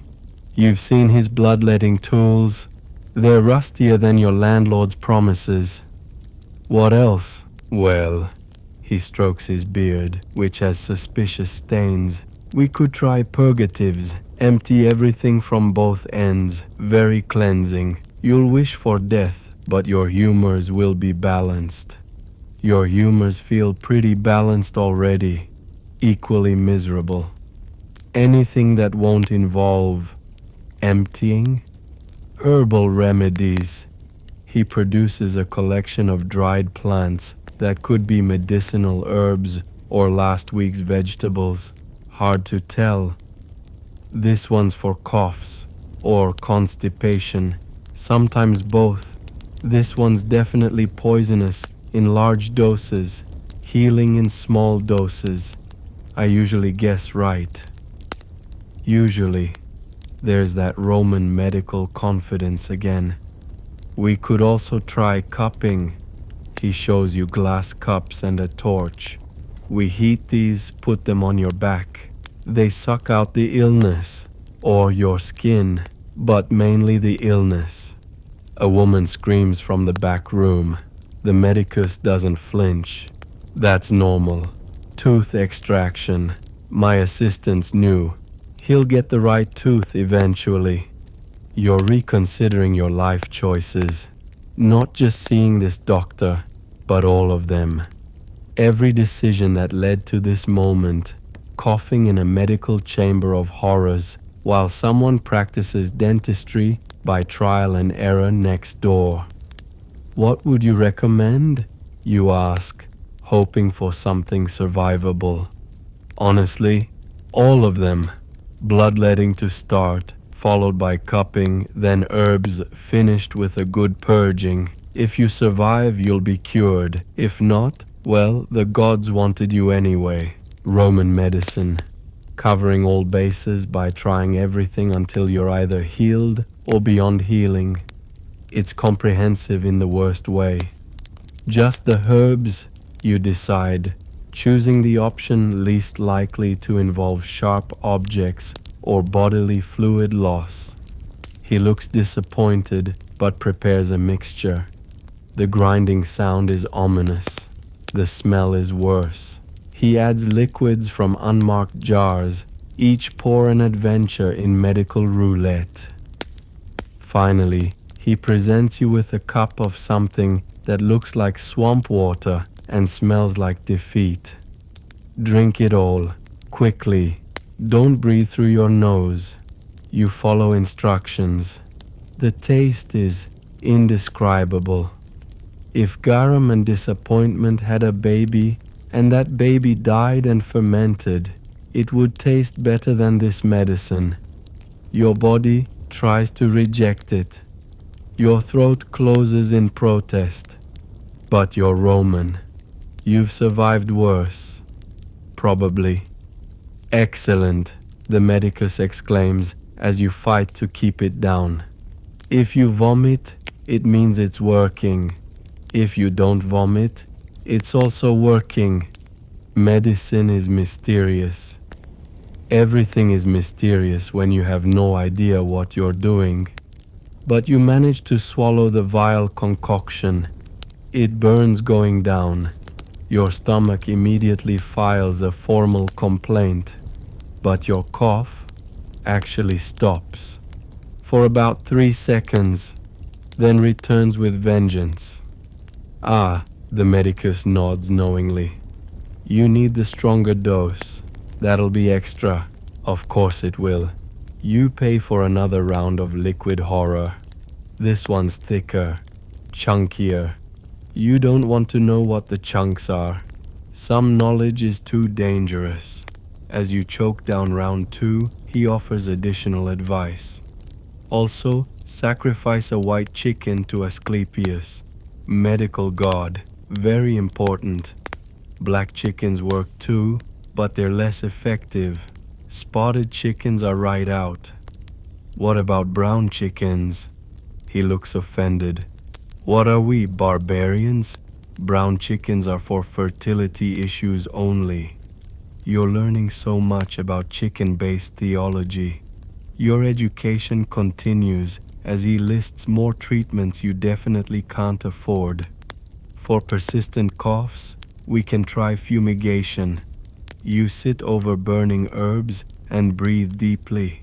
Sometimes patients pass out. That's healing happening.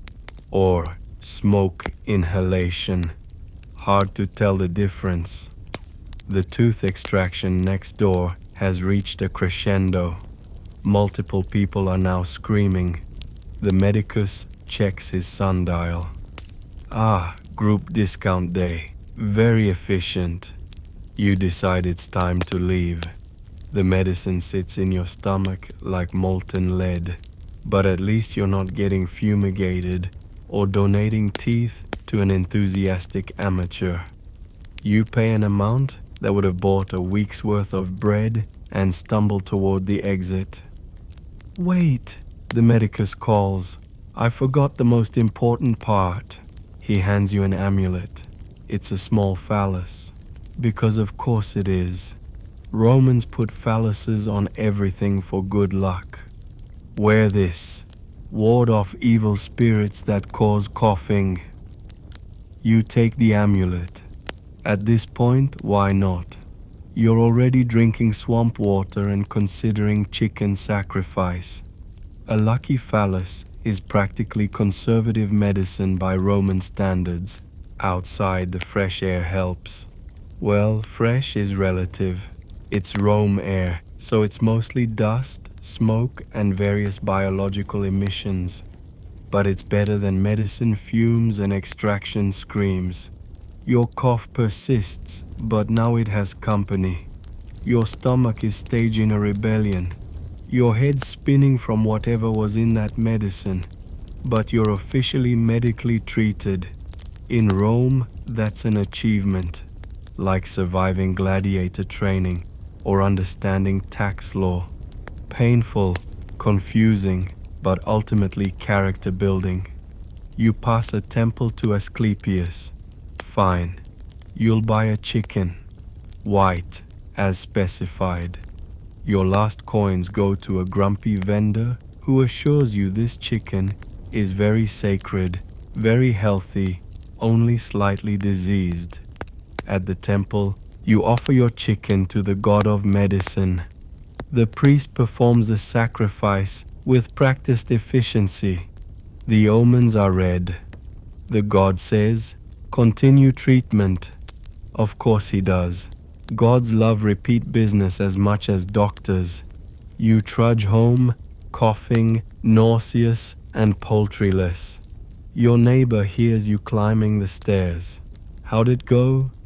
I'm wearing a phallus amulet and I taste purple, you wheeze. Ah, Dr. Alexandros, good man. I only lost one toe to his treatments. The gangrene was probably coincidental. This is reassuring. You collapse on your bed, clutching your medicinal phallus, waiting for either healing or death. In Roman medicine, both are considered successful outcomes. One just takes longer and costs more. Your cough continues, but now it has a metallic undertone. Progress? Poison? In Rome, it's often the same thing. You close your eyes and pray to Asclepius, Jupiter, and any other god who handles medical insurance. Tomorrow, if you survive, you'll try the honey and vinegar again. It can't be worse than today's treatment. But this is Rome. It can always be worse. At least you're building character. Or ending it. Time will tell which. The medicine from Dr. Alexandros has been waging war in your stomach all day. Your cough has evolved into something between a wheeze and a death rattle. The phallus amulet bounces against your chest with each hack, a reminder that you paid good money for this suffering. As darkness creeps over Rome, you drag yourself up those familiar death trap stairs one more time. Each step is an achievement. Your legs shake from medicinal poisoning. Your head pounds from whatever herbs are currently dissolving your insides. but you're almost home, almost to your beautiful, crumbling sanctuary where you can collapse and pray for unconsciousness. You push open your door and immediately know something's wrong. There's movement in the darkness, rustling. Not the usual rat rustling you've grown to accept. This is different. You light your oil lamp with shaking hands, and the yellow glow reveals your worst fear. Your straw mattress is moving. Not the whole thing, just parts. Little brown dots scattered across what used to be relatively clean bedding. Bedbugs. The night shift has arrived, and they're ready for their evening meal. This is the final insult. After a day of divine groveling, medical torture, and financial ruin, you can't even collapse in peace. Your bed has become a battlefield, and you're outnumbered approximately 1,000 to 1. You consider your options. Sleep on the floor? The Beatles own that territory. Stand all night? Your legs are already filing for divorce. Sleep in the hallway? That's where people empty their chamber pots. No good options, just Roman options. The rustling intensifies. They know you're here. They can smell the exhaustion, the medicinal herbs, the desperation. You're a walking buffet, pre-seasoned with sweat and regret. Fine. If this is to be a battle, you'll make it an honorable one. You shake out your blanket vigorously. A cloud of bugs falls like tiny brown rain. Victory! For about 3 seconds. Then they start climbing back up. Roman bedbugs are like Roman citizens, persistent, numerous, and impossible to discourage. You surrender to the inevitable and lie down. The straw pokes through the thin fabric, each strand finding a new place to irritate your skin. Your pillow, and calling it that is like calling garum sauce, is indeed a rock wrapped in cloth. Your landlord claimed it was ergonomic. You're pretty sure he just found a brick and wrapped his old tunic around it. The assault begins immediately. Tiny legs march across your skin like the world's smallest legion. They bite with the enthusiasm of Coliseum crowds calling for blood. Except this time, the blood is yours, and there's no emperor to give a merciful thumbs up. You scratch.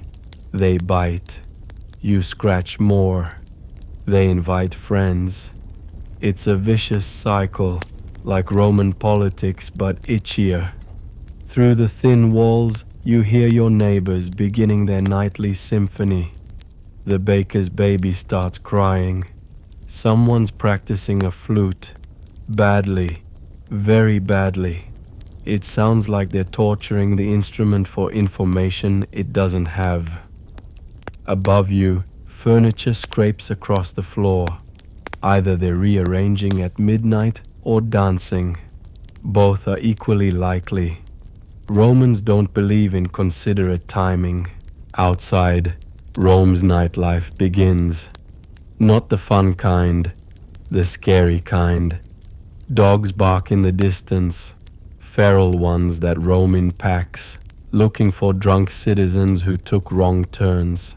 Cats yowl on rooftops, either mating or murdering. With cats, it sounds the same. Somewhere, a cart rumbles over stone. Only commercial traffic is allowed in Rome at night, so the streets become rivers of wheels and cursing merchants. The sound echoes up through your window, mixing with the more immediate soundtrack of your neighbor's bodily functions and marital disputes. "I told you not to buy that fish," screams someone's wife. "It was on sale," her husband protests. "It was green." That's just seasoning, marital bliss, Roman style. You'd laugh, but it might trigger another coughing fit.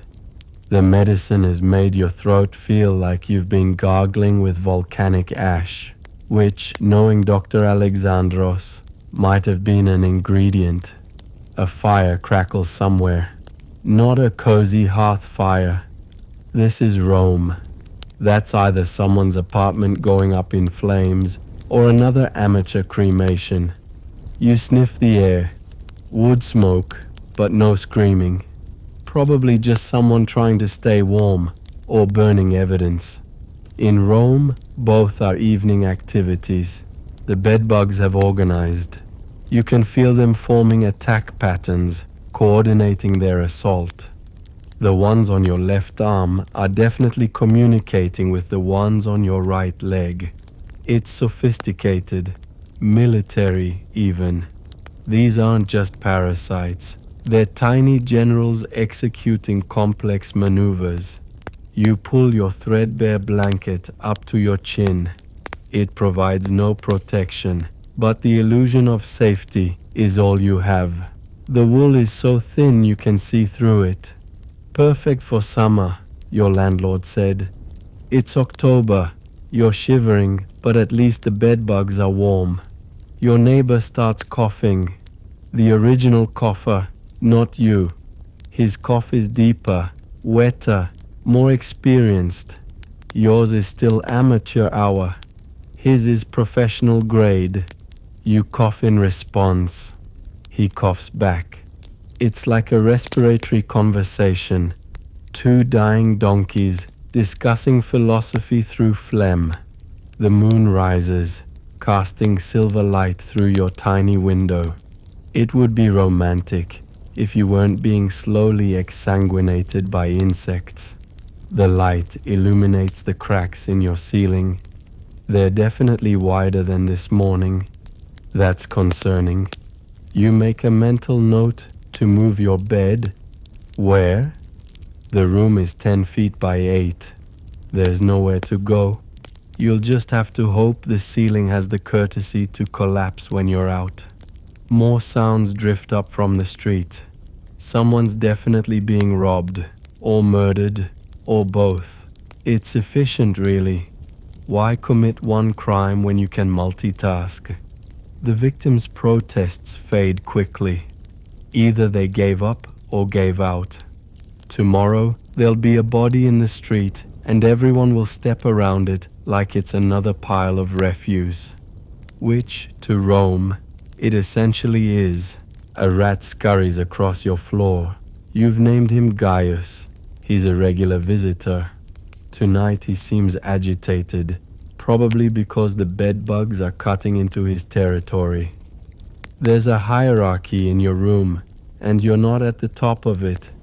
You shift positions, trying to find a spot on the mattress that doesn't actively hate you. No luck. Every position offers new straw spikes and fresh bug battalions. Your hip finds a particularly vindictive piece of straw that might actually be a small spear. You're being attacked from above by bugs, below by straw, and internally by medicine. It's comprehensive discomfort. The flute player has found a second flute. They're playing both. Badly. It's like listening to music being murdered and then resurrected just to be murdered again. You want to scream at them to stop, but that would require energy and breathing. And the medicine has made both challenging. Your eyelids grow heavy despite everything. Exhaustion is winning over discomfort. The bugs are still feasting, the neighbors still fighting, the city still being Rome. But your body is surrendering to sleep, or possibly dying. At this point, either would be a relief. You mumble a final prayer to whatever god handles peaceful sleep.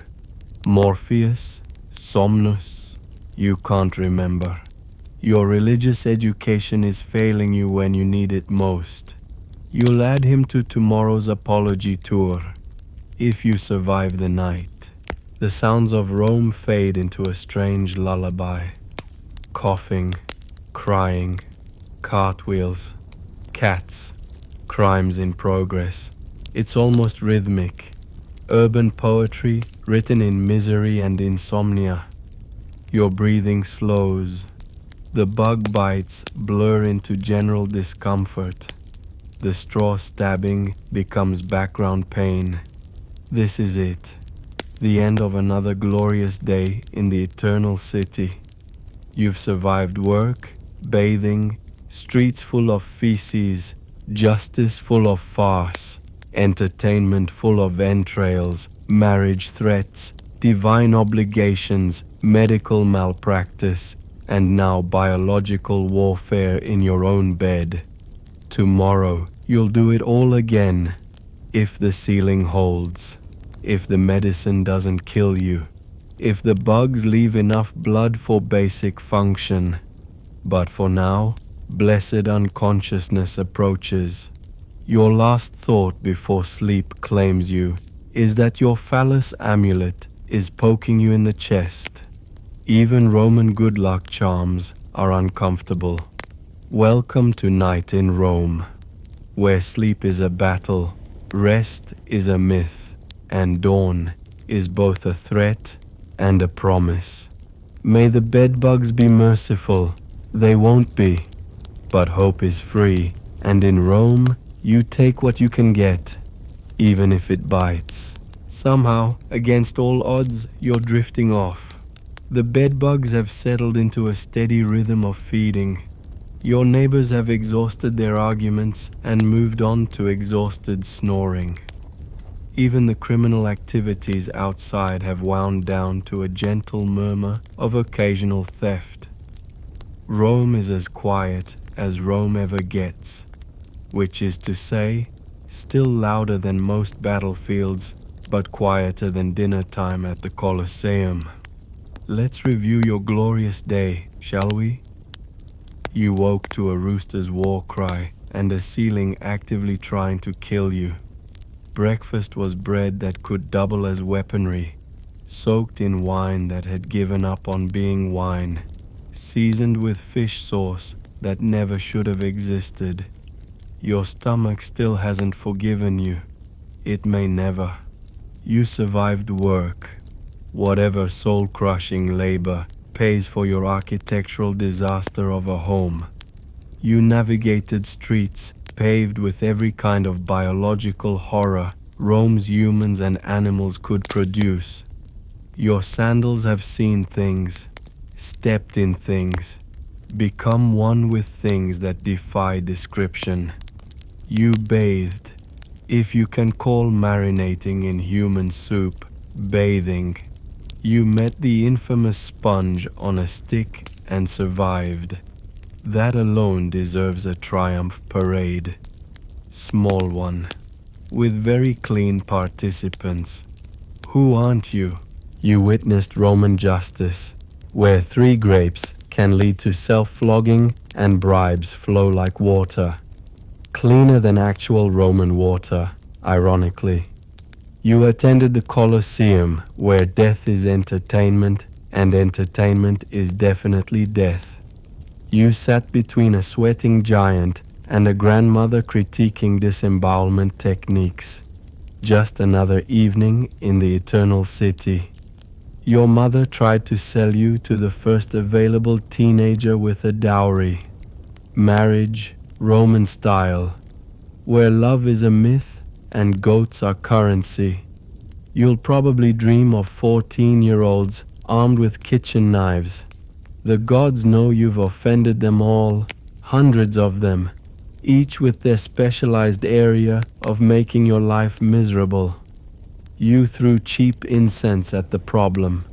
The gods threw pigeons at your head. Fair exchange. And the medicine. Oh, the medicine. Dr. Alexandros' special brew of probably not poison still churns in your stomach. You're wearing a phallus amulet for health. It's poking you right now. Even unconscious, Rome finds ways to make you uncomfortable. But here's the thing, you survived. Another day in Rome, another day in the center of civilization, where life is brutal, short, and oddly hilarious if you squint right. You're still breathing, wheezily but breathing, still living, barely but living, still Roman, unfortunately, but Roman. Your eyelids flutter closed. The bedbugs seem almost gentle now, tiny vampires tucking you in for the night. The straw mattress has molded to your body's shape, creating new and innovative pressure points. Your rock pillow cradles your head with all the softness of, well, a rock. But you're here, survived another glorious day in the eternal city. Tomorrow you'll wake to the same rooster, dodge the same ceiling cracks, eat the same disappointment, and navigate the same fecal obstacle course. But that's tomorrow's problem. For now, sleep calls. Real sleep. The kind where you forget you're in Rome. Where you dream of strange places, lands where people bathe in private, where medicine doesn't taste like death, where beds don't fight back, impossible places, fantasy lands, like ancient Japan, where they probably have their own unique tortures, or the Mongol Empire, where at least you die on horseback instead of from architectural collapse. But that's another night's journey, another story of survival in humanity's creative approach to suffering. Every civilization has its own special way of making daily life an endurance test. Rome just perfected it first. Your breathing deepens. The sounds of Rome fade to a distant hum. Somewhere, a cat yowls, a cart crashes, a citizen curses, but you're beyond caring. Sleep has won. The bedbugs can have their victory feast. You'll fight them again tomorrow. Rest now, weary soul. You've earned it. You've survived gladiators and garum, senators and sponges, medicine and marriage threats. You're a true Roman survivor. Close your eyes. Let go of the day's 1,000 tiny tragedies. Dream of places where the streets are clean and the bread is soft, where justice is just and doctors know what they're doing, where gods are reasonable and mothers aren't matchmaking. Dream of impossible things. And when you wake, if that ceiling holds, if those bugs leave you any blood, if that medicine doesn't finish what it started, you'll face another Roman day. But that's tomorrow's battle. Tonight, you've won, simply by surviving. Sleep well, Roman. You've earned it. Tomorrow we might visit ancient Japan, where the pillows are, actually probably not much better, or the Mongol Empire, where at least the air is fresh, even if it's the last air you breathe. But those are other stories, other nights, other adventures in historical horror. For now, rest, soft breathing. Good night, survivor. May your dreams be free of sponges and full of impossible comforts. Until tomorrow's journey through time, sleep.